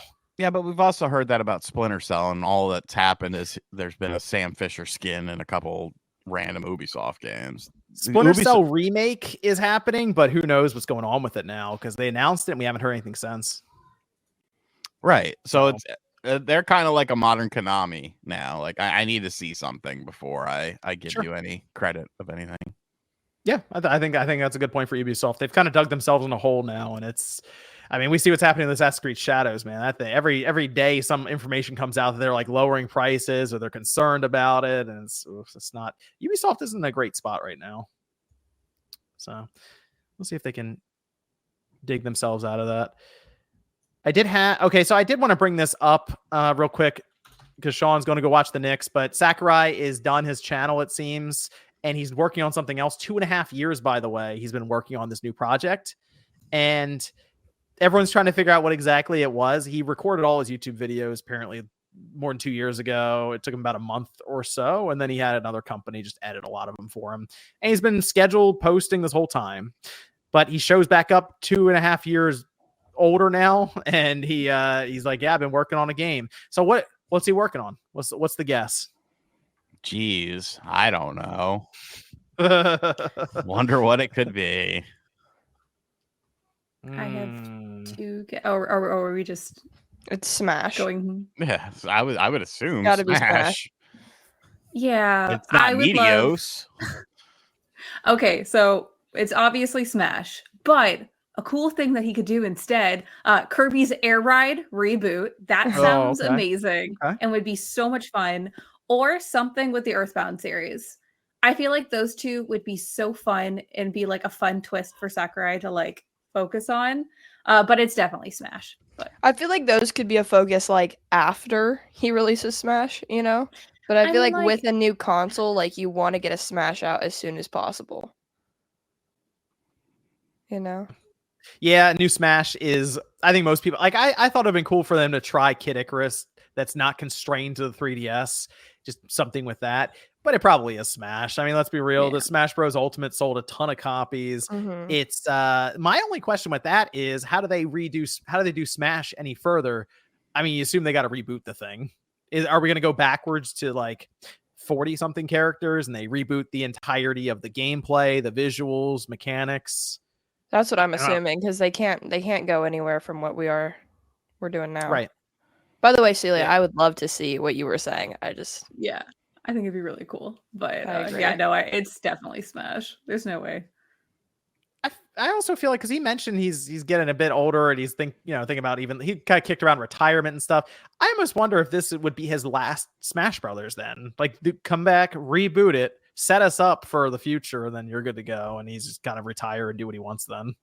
Maybe, doubt but he'll didn't ever everyone say that with the last one? They were like, "Oh, this is the last Smash ever from Sakurai. Now he's going to become a YouTuber," and here we are. Yeah. Well, it seems like his pitch, it happened pretty early on. Like it happened a while ago, obviously, to where he had a couple months to do all his YouTube stuff, and then that was it. Like I said, he didn't really edit him either. He sent him away, and a company did a really good job with it, and then it cost him a bunch of money. But he had been working on whatever it was, and his pitch came through pretty quick after Smash Ultimate wrapped up. So unless he had some epiphany and he's like, okay, this is how I would reboot Smash. Maybe that was the challenge. I mean, if they're like, hey, do Smash Ultimate again with 10 more characters, I feel like that'd be kind of boring. Hey, reboot the whole thing. It's more interesting to him. That's going to cause some He some didn't arguments. turn on monetization on his channel, right? That was his thing. He was like, "I won't make money off of this." I don't think so. I have to check. I'm not sure. I feel like he didn't, but he spent a lot of money. He said spent like 600 grand on that channel. Yeah, that's crazy. Yeah, I mean 256 videos, and he had it edited by. You can see the stuff like they made artwork and animations and a lot of stuff for each episode. So it was a lot. And then you go out to a company. He's got fuck you money. He has a lot of money. He does. He does. I think that's it's described his car is called like the Batmobile or something. So yeah, he has multiple houses, and he went his TV setup. He showed at one point in his living room. He just has 2 TVs. That's a setup. So If you're that good at your craft, you should live in luxury. He's killing it. yeah. Just glad Nintendo's taking down those ROM websites. You might not be able to buy another house.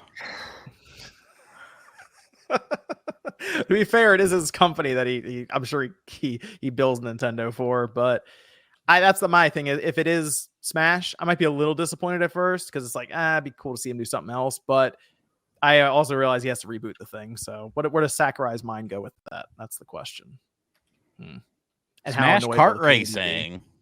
be? Hey, see? Okay, now we're talking. That and how annoyed would the community be? Probably pretty annoyed. Be a top-down camera angle. It'd be great.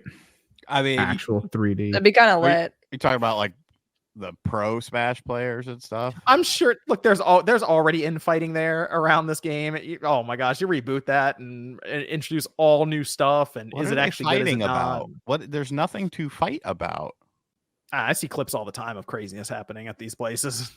The Smash community is a little wild. I think they mostly just hate each other. It's Yeah. like We should less send about the Sean to game. one and just have him interview people like with the microphone walking around.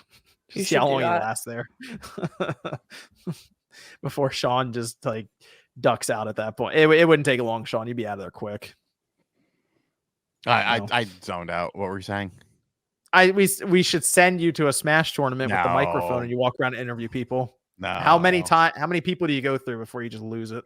I would actually love that. I'd make it to the front door and be like, nah, Chief, this isn't working for me. That's how far in you'd make it. Front door. That's actually further than I expected you to go, to be honest. So that would be bad. No. All right, Sean, you can go watch the Knicks. I was gonna stay for another minute because it hasn't started yet. Oh wow, really? Okay. It hasn't started yet. All right, It's an good stuff. ESPN game, so Oh, so it's actually starting 5 minutes late. yeah. I'll give you 5 more minutes. I'll leave Okay, at well, 7:30. we did have the Nintendo Switch online playtest that did happen, or it's still happening now, actually.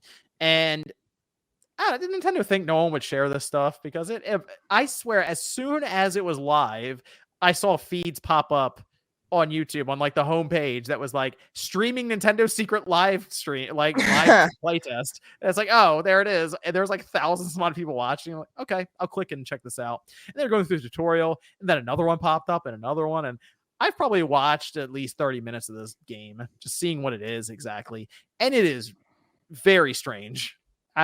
Yeah. I don't know if this is the game that Nintendo is actually going to introduce, or if they're just playing around with mechanics. But Josie, you did a video on it. You called it an MMO. Yeah. Are you interested in this? Like, would you like to see Nintendo just release this as a game? Not in the state it is in. Like, I think this is kind of dumb. So I would love to see their take on a multiplayer game like this. But like the Spider-Man mixed with like Minecraft and space sounds awful to me. So it's fine. It's a good little tester, but it'd be cool if they did something like Dungeons and Dragons Online, but with Zelda or something weird. I know they're not going to do that, but something like that'd be super cool. The Spider-Man movement. That's people were swinging around. I saw that. Yeah, it's That's just very weird. strange. It's just super weird. It looked like Minecraft. People said it was Minecraft mixed with Roblox mixed with Death Stranding. Yeah, it is very Robloxy too, which kind of sucks. I've never played Roblox, so I have no idea. I haven't I either, have. but Fortnite has a I have. thing. Really? What? Huh? Dress to impress. Sponsorship? No. I wanted to explore like the world of created games within Roblox. Because there's like football and basketball games that people make, and then I realized that they all suck ass, and I was just like, oh, okay. Like people love them though. People get hyped about it. But yeah, that shit was dog shit. And I was like, oh, okay, cool. Yeah.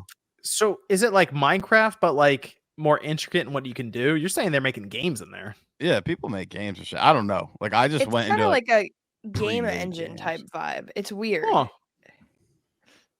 Oh, that's Fortnite does the interesting. same thing with like user generated content, and it all kind of sucks. Like there's, and it's just very poorly made. Speaking of user generated content, Nintendo also has that for this playtest. It doesn't even have a name yet, by the way. So we just keep calling it playtest. But they have you take a test beforehand just to make sure you're not going to do anything crazy with it. Apparently, you have to go through like a little class first. How detached from reality is this company when it comes to online things?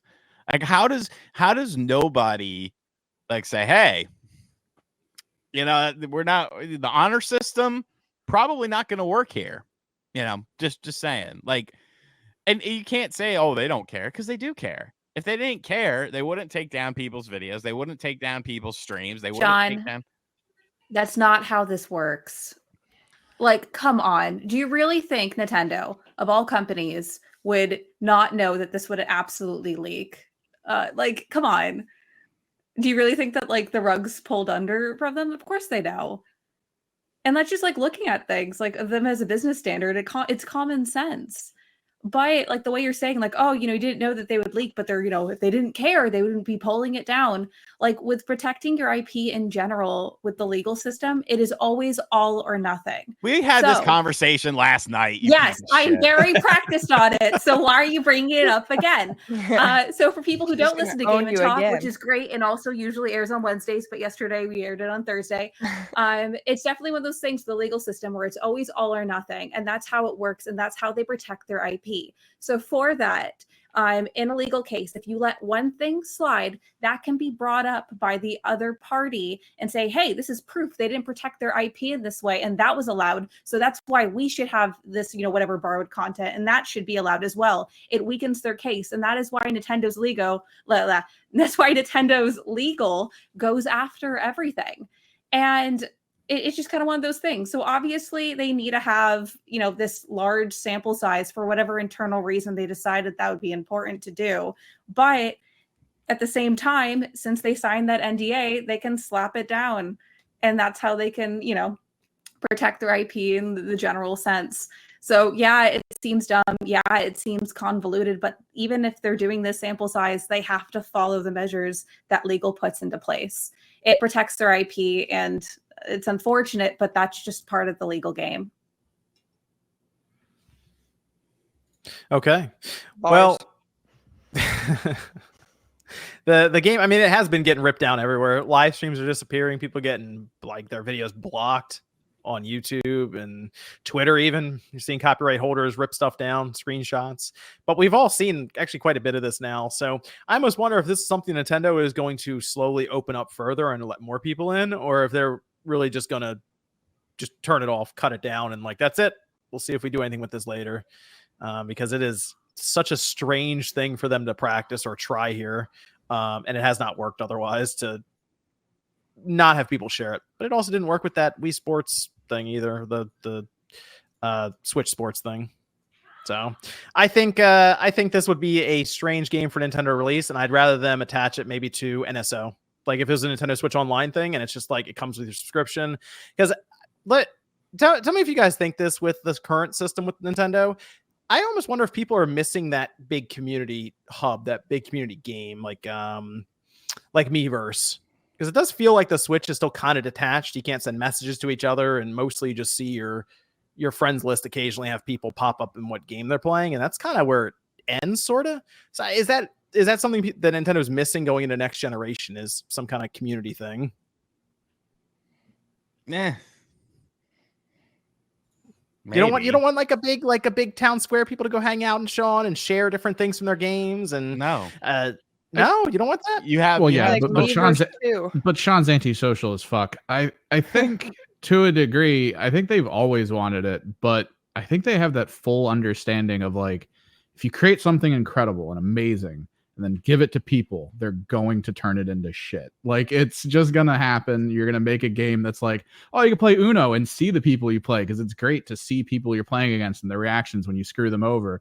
And then you hop in a game and there's just a dick in front of you and you're like, fuck, god damn it. Like, it's never good to do stuff online in that situation, because people are going to ruin it. And Nintendo's constantly trying to skirt the line of, all right, well, how do we make people interact without actually interacting? So you get things like Street Pass for like the 3DS and stuff. And they want people to feel like they're in a community without just absolutely opening the floodgates and ruining people's lives. Like, it's just, I don't know. They want to, but they at the same time know there's no reason to do it. Yeah, it was some crazy early days of Xbox Live Arcade. That's early days. That's still progressed. This still persists to this day. Like, it's, well, that's something I still wouldn't mind them figuring that out. Attach something to NSO and like, this is an example of them trying that, because they have that hub world area in this game where everyone just kind of comes together and trade stuff back and forth and upgrades. So something would be cool to figure out with that. Make it feel like more of a connected system or connected community. All right, I gotta go. Game started. Bye, Sean. Have fun with the next Bye, game. Sean. All right. We still have some community questions and some Patreon write-ins, but I will ask this because I wasn't there last night when you guys talked about it. And I was very curious because apparently Celia had a good answer for this one, and that is Yooke Replaylee. First of all, how do we feel about the name? Love I it. think it's cute. Hot It's a play garbage. on words. It's very Banjo-Kazooie coded. Wait, what did you say? Sorry, Evan. hot garbage. How dare you? Did you play the original one? I played a little bit of it, but like, from trying to talk to people about it, it just sounds like the worst thing to have to say to someone else. Oh, Yeah, you can Replaylee. replay. Oh, that hurts physically. Yeah, it's not like spread the word of Yooke Replaylee. Like, it's like, what? I mean, It's cool. I don't know. It's fine. It's fine. Because you're just gonna call it Yooke. Like, you're not gonna say the full title. Like Metaphor, I've talked to a ton of people about Metaphor.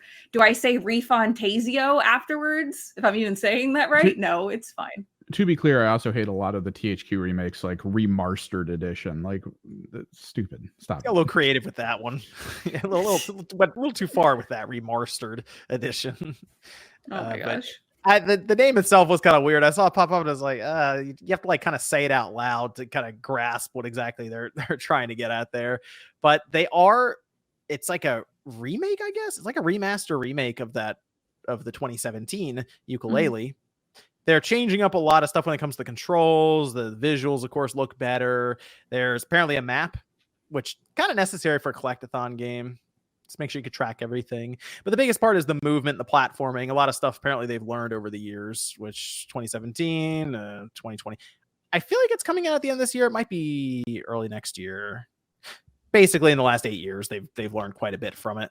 Here's something I was curious about, though, which is kind of strange to me. I noticed that the reaction for this has been pretty good. Okay. Nothing really crazy for it. Like, people aren't like, oh, why are you remastering this 2017 game? Which is funny because we just had the situation with Horizon Zero Dawn. Well, which Horizon came out already ran 2 months, perfectly. by the way. 2 months before that. Horizon already ran well. I think the difference is that Ukulele had very obvious problems. That was a big point of contention for people. So this will obviously hope to fix it, you know? I think Yeah. like a lot of the lighting was kind of weird in Zero Dawn. I need that perfect ray Oh, trace yeah. light. Yeah, but a lot of the conversation whenever people would bring up Ukulele is that the second game is the one you should play. Don't even touch the first. Yeah. Oh, Like, impossible layer. that was always the concept. That hurts me. Yeah, the second game was really good, but Yeah.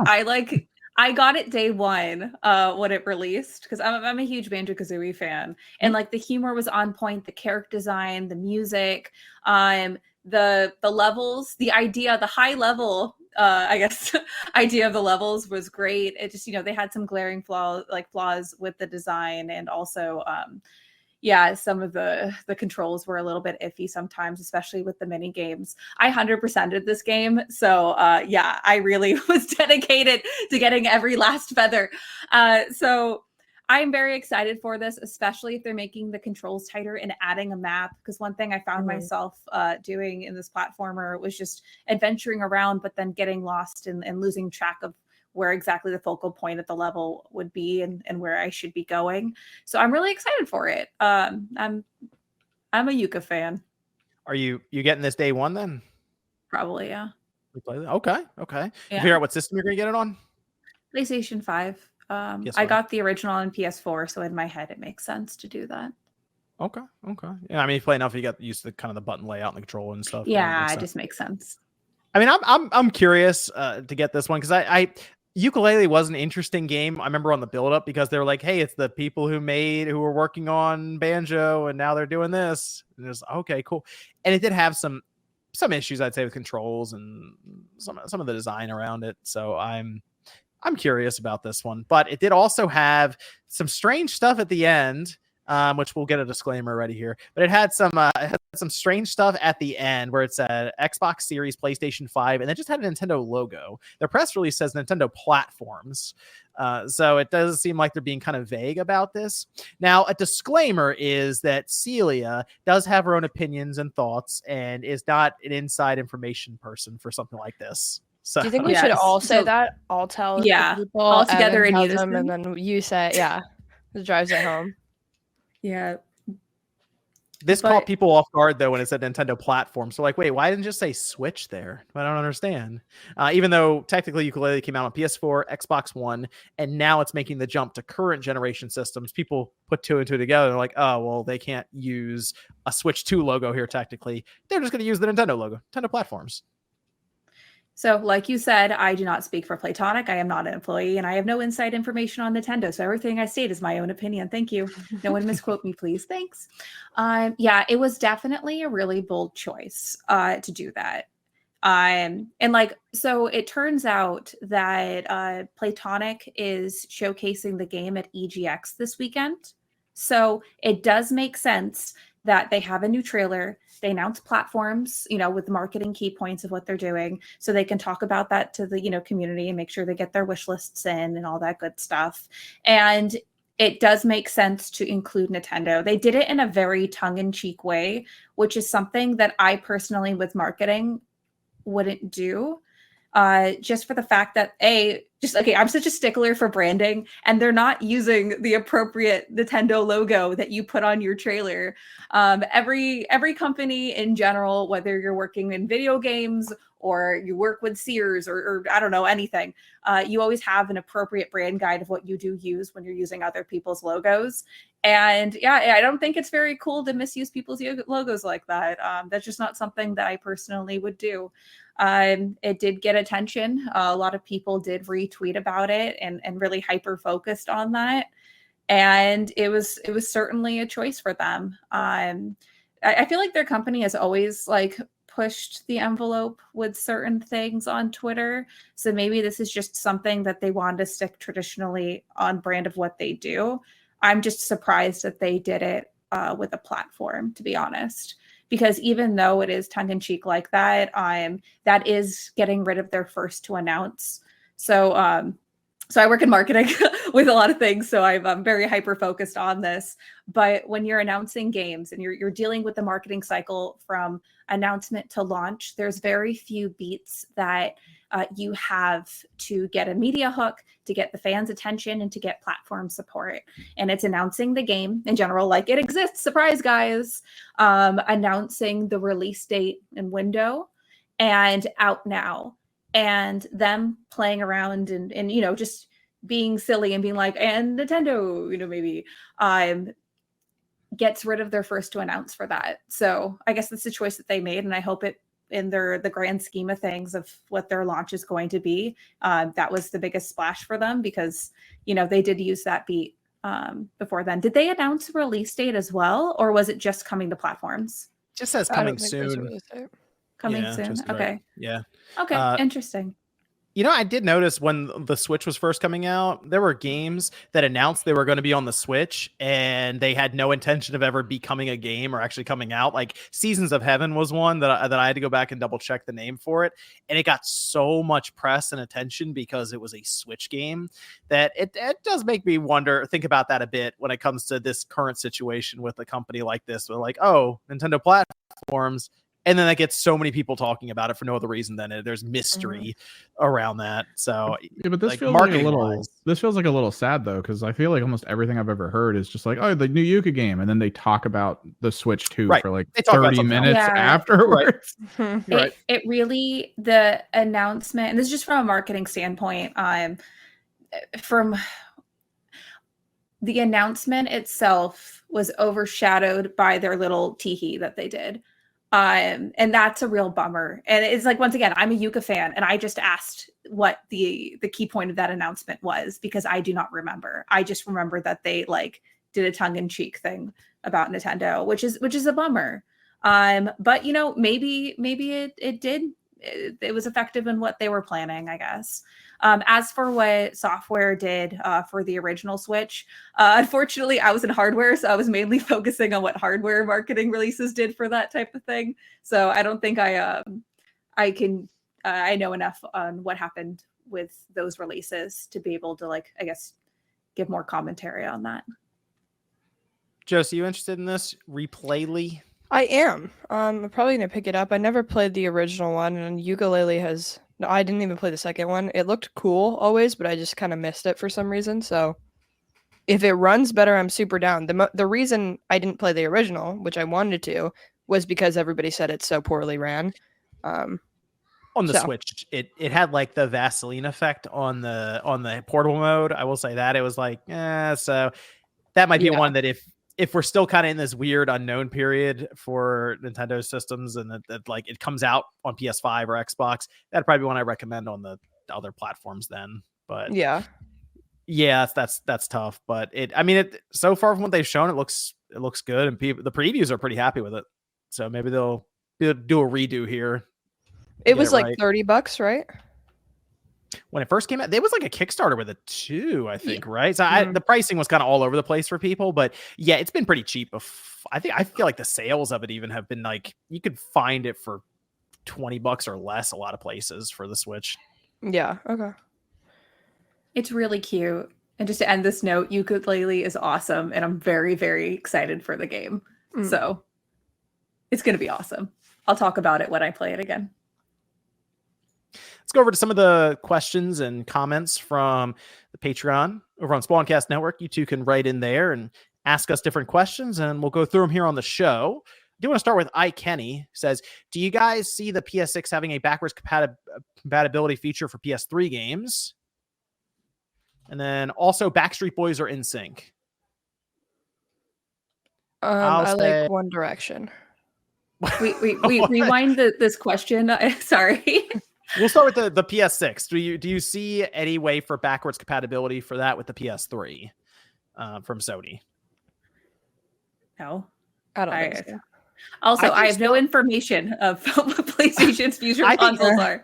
I think Sony has to figure out their backwards compatibility with PS3 because I feel like they're time limited on the way they do it now, since it streams from this data center and they actually use PS3 built boards basically for it. So they're still using a cell processor chip in those data centers. And you feel like it's only going to last so long before they got to figure it out. So I would recommend that they develop an emulator and get it running on at least the PS6. Yeah, but do you develop the emulator or do you develop the spin that makes it feel like, you shouldn't care about PS3 backwards compatibility? They could go that route, but they have a whole classics section now where they're doing PS2 games emulated currently. PSP games. I don't know. There's at least a focus on their historical side. So I would like to see them do PS3 emulation, and they won't let you put a disc in. I will tell you that now. I don't think that's ever going to be a thing because I think we're working away from physical media as it is. So be like the PS6 commercial would just be like PS6 always looking forward, and then just no backwards compatibility.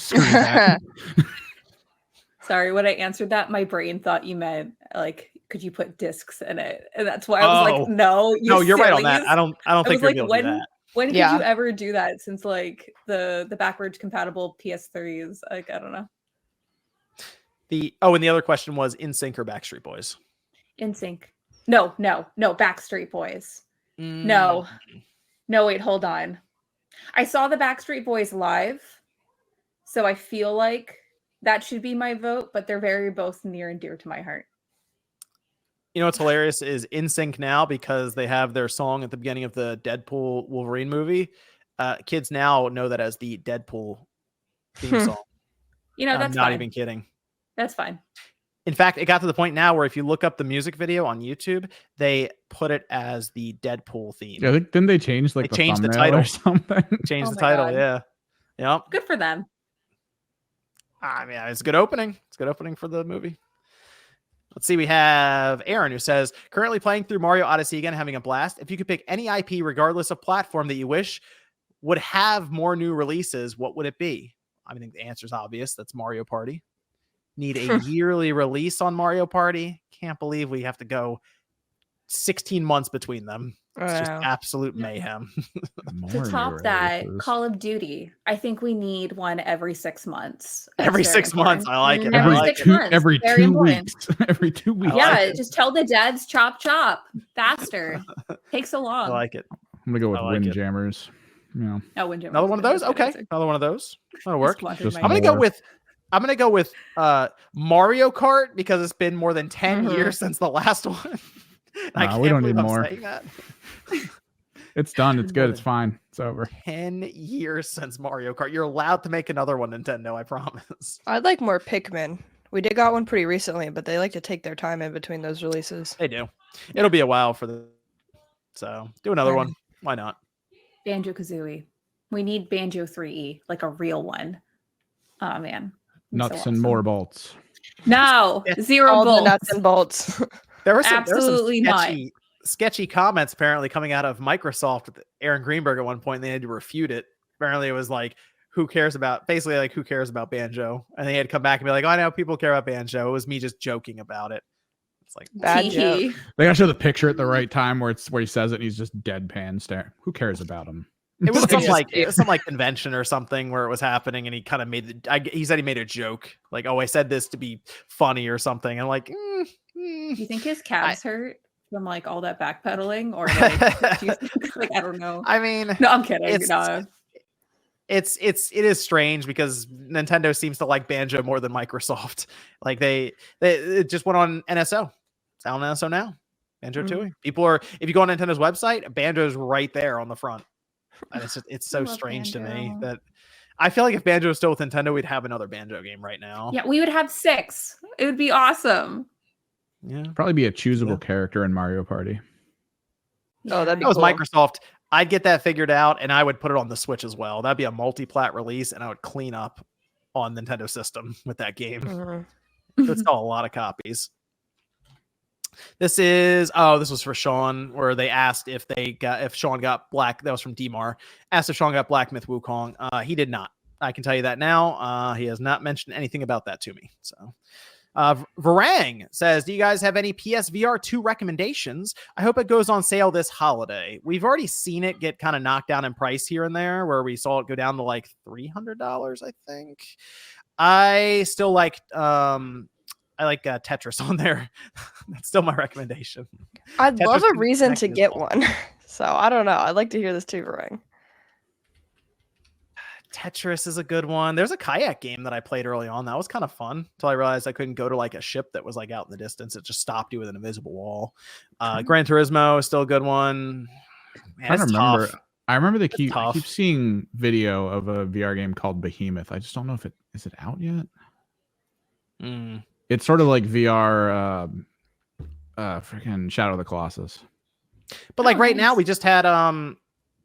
we just had Batman come out, and it's on the Quest, and the Quest is cheaper, and it's all in one. So it's becoming harder and harder to recommend PSVR 2. It just is compared to its competitors like that, because Beat Saber is the most popular game apparently in VR or something, and that's fine on the Quest 3. Most people use it still to work out and stuff. So Looks Yeah. like possibly December 5th for Behemoth if you want to look into it, if you're getting that. Okay. December 5th. Yeah, I have a PSVR too, and it only gets used for Gran Turismo. I have a driving rig, so that's why. But like, it's Oh, that's cool. Oh, yeah, wow. I know it's Okay. sick. But yeah, like that's in that in like Beat Saber, I guess. I don't Just remember- know. I remember when need more excuses. I remember when Sean got into VR and he was like, oh, I just watch movies in a theater in VR. Like he would put it on to boot That's the movie theater insane. to watch a movie, and that was what he did. Wanted to feel more isolated because there's no one else in the theater with you. He lives alone. That's Now a he good can live- point. That's he can be so more alone. bizarre. You can see all the empty seats around him. I feel Yeah, like so that's sad. a partial story. Like that's a partial truth of what he was talking about. DC Fat Cat asks, is it John or John? Oh, with the H or without? It is John without the H, DC Fat Cat. Brandon Wells says, good conversation about digital future, but I think unless consoles allow you to make digital purchases from other platforms, I don't see how companies can do away with physical games. I think the FTC would get involved. What do you think? Well, I think that it's going to be interesting, the regulation around digital games, but I think we're going to get to that point before the regulations are around, and we'll get them in response to things that the big companies do to try to push the limit. That's what I think will happen. It's always We're slow. going to be playing from behind the whole time. Think of how Yeah. many games had loot boxes for years before someone finally started going, maybe we shouldn't get kids to gamble. And then Like- Congress, you start getting lawmakers start getting Just involved, and maybe. everyone's like, we don't do loot boxes anymore. They were coming up with like weird names for it then, right? Like Yeah. surprise crates or something. They're doing all kinds of stuff. So I think that's what's going to happen. It's going to be, I think there's going to be a 5-year stretch of where we move to all digital, and it's going to be really frustrating for consumers. It's going to be a bit, might be a full generation even before we get it figured out. So I'm hoping we're still another full generation away from it. I'm hoping the PS6 still has a disk drive. So it's it'll be interesting. Medallion says, they're a game franchise from each of the big 3 game companies you would like to see retire or take a long hiatus, and conversely a dormant franchise to return for each system. Would it be Mario Party? Mario Party. Yeah. Yeah. I think it would be Mario Kart. We got too many this cycle. Yeah, Too many. that's true. It's been a decade.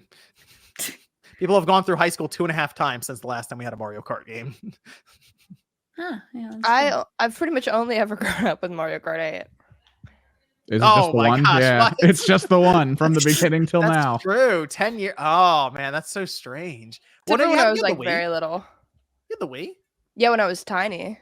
But But that was like, we had Mario Kart on there. That was like your classic Mario Kart was the one on the Wii.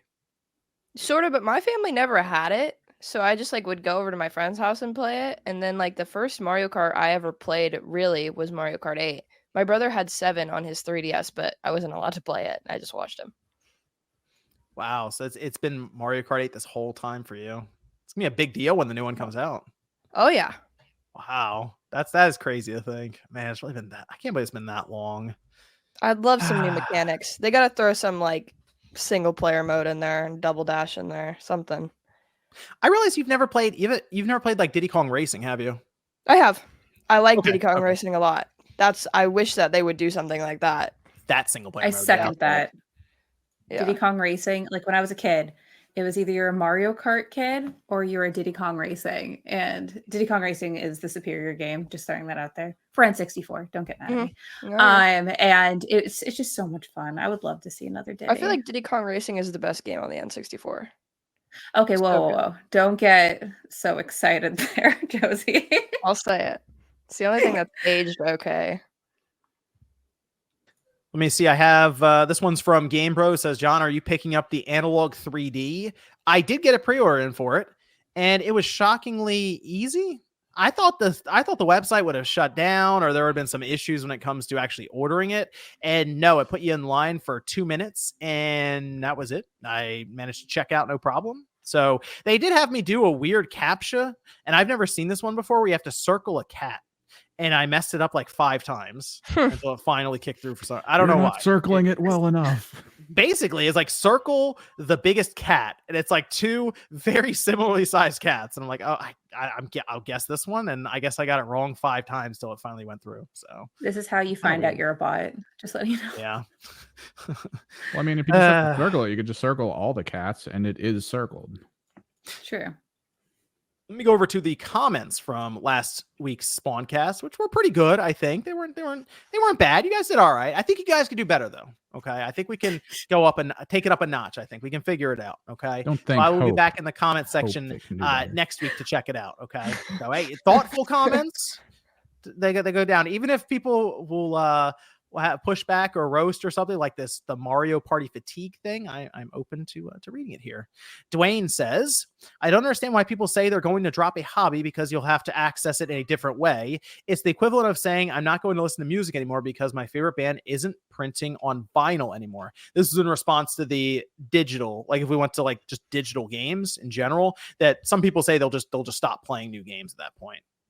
And I do not believe most people who say that. I just don't.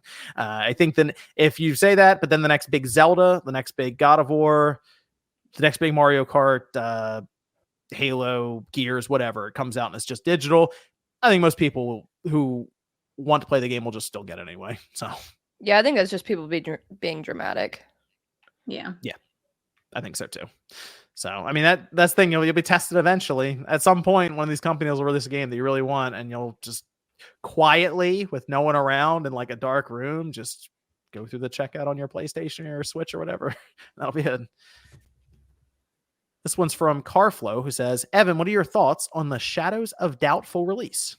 No, it's good. I mean, the game's still kind of janky, but it is a very like out there game. Like it's not really been done with the amount of just like random generation of things that go into it, as well as how all the stories weave together. But it's a really good, really atmospheric game that allows you, the player, to experience kind of very unique stories, some guided, but others that just randomly happen, which is pretty cool. And hopefully more games coming up, because this does feel like a tool set for future games to make better and refine. So hopefully we see other stuff coming out. It's not often you see something this weirdly unique. This is from Fundamentally Flawed, who says, hey, I'll love the show. Never miss it. I have a question I hope you can resolve for me. I am an enthusiastic gamer who owns Xbox Series X, PS5, and Switch and love them all. I'm a PS Plus premium member and would like to know why I am unable to purchase some of the games that are in the subscription service. It is incredibly frustrating. There are no games in Game Pass that you can't purchase, which makes me wonder why PlayStation does this. Any help would be very much appreciated. We've actually had this conversation a couple of times, most recently on Click R3, because they did a recent update and they put Dino Crisis in there.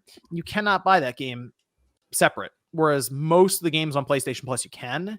So it's actually kind of similar in that regard to Nintendo, how they do their NSO stuff, where you can't buy any of the games on NSO, N64, whatever. It's just part of that subscription. But this is weird because it seems to be Capcom mostly. They did it with Resident Evil, Dino Crisis, and I think one other. I don't know why. I don't know if there's a license thing with Capcom or what the deal is. I feel like they want to keep open the idea of releasing the game for themselves in the future, and then just pulling it from streaming. They do remakes a lot. No, buy the disc. Yeah. There's no trophies for them either. So it's a very strange thing. You might be onto something there. I didn't think about that, Evan. It might be that Capcom may eventually want to remake Dino Crisis. And they're like, well, we want to have a spot for you to buy it from, trophies, and we don't necessarily be overshadowed by the original, I guess. Kind of works out for Sony though too, because you have to sign up for their subscription service to play the thing. So it's just annoying. It's so like off from everything else going into that service right now. I wonder if there's incentive to do that, because like if it is about pulling people into specifically the streaming, I wonder if there's like a better deal you can get with Sony to just only do the streaming and not try to have the purchase side of things as well. It'd be kind of interesting. Maybe it's cheaper. Yeah. I don't know, on the back end. This one's from Oz, who says, RGT leaving to watch a preseason game is wild. I mean, if you have to leave if you want, but don't lie and say you're going to go watch preseason ball. He's done this every year.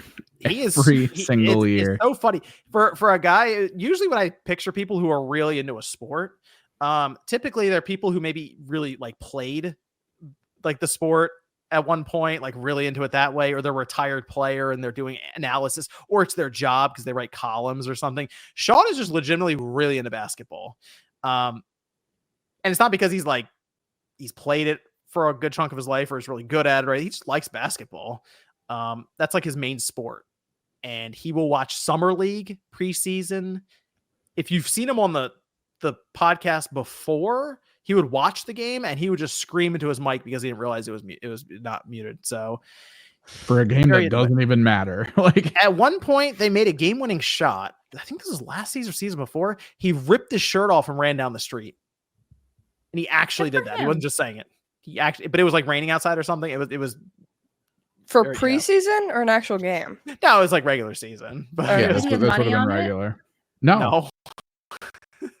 It's kind of in the same. Well, yeah, it's kind of in the same vein of him liking wrestling. I mean, it's about the stories, the people, the build up to victory. He enjoys it. He's very which is weird because I think he'd really like DBZ for that very same reason. Dragon Ball is the wrestling of anime. Like that's what it is. Yeah, no, I always like when people tell me about wrestling or sports or like if they're like a car person, I'm like, oh, that's just anime for like people who like cars, and it's like the same thing. I don't know. In my head, I'm like, oh, it's adorable. He would like Dragon Ball Z if he gave it a chance. He's doing the first watch of DBZ right now with the kids.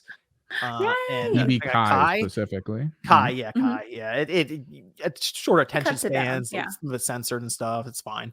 But they get really into it. So like when it is kind of like that, you're just saying it's like the wrestling for anime. It looks like that when I watch them like react to like Goku beating up Nappa and stuff after seeing all the other characters get beaten up. It's like they're really into it. They're like, oh, like when he gets punched. There's no real defined laws or lines for the power levels or anything really. It's just this is villain, this is good guy. Watch, and it's like, all right, yeah, they're gonna kick out of it. Still good. Exciting. Still holds up.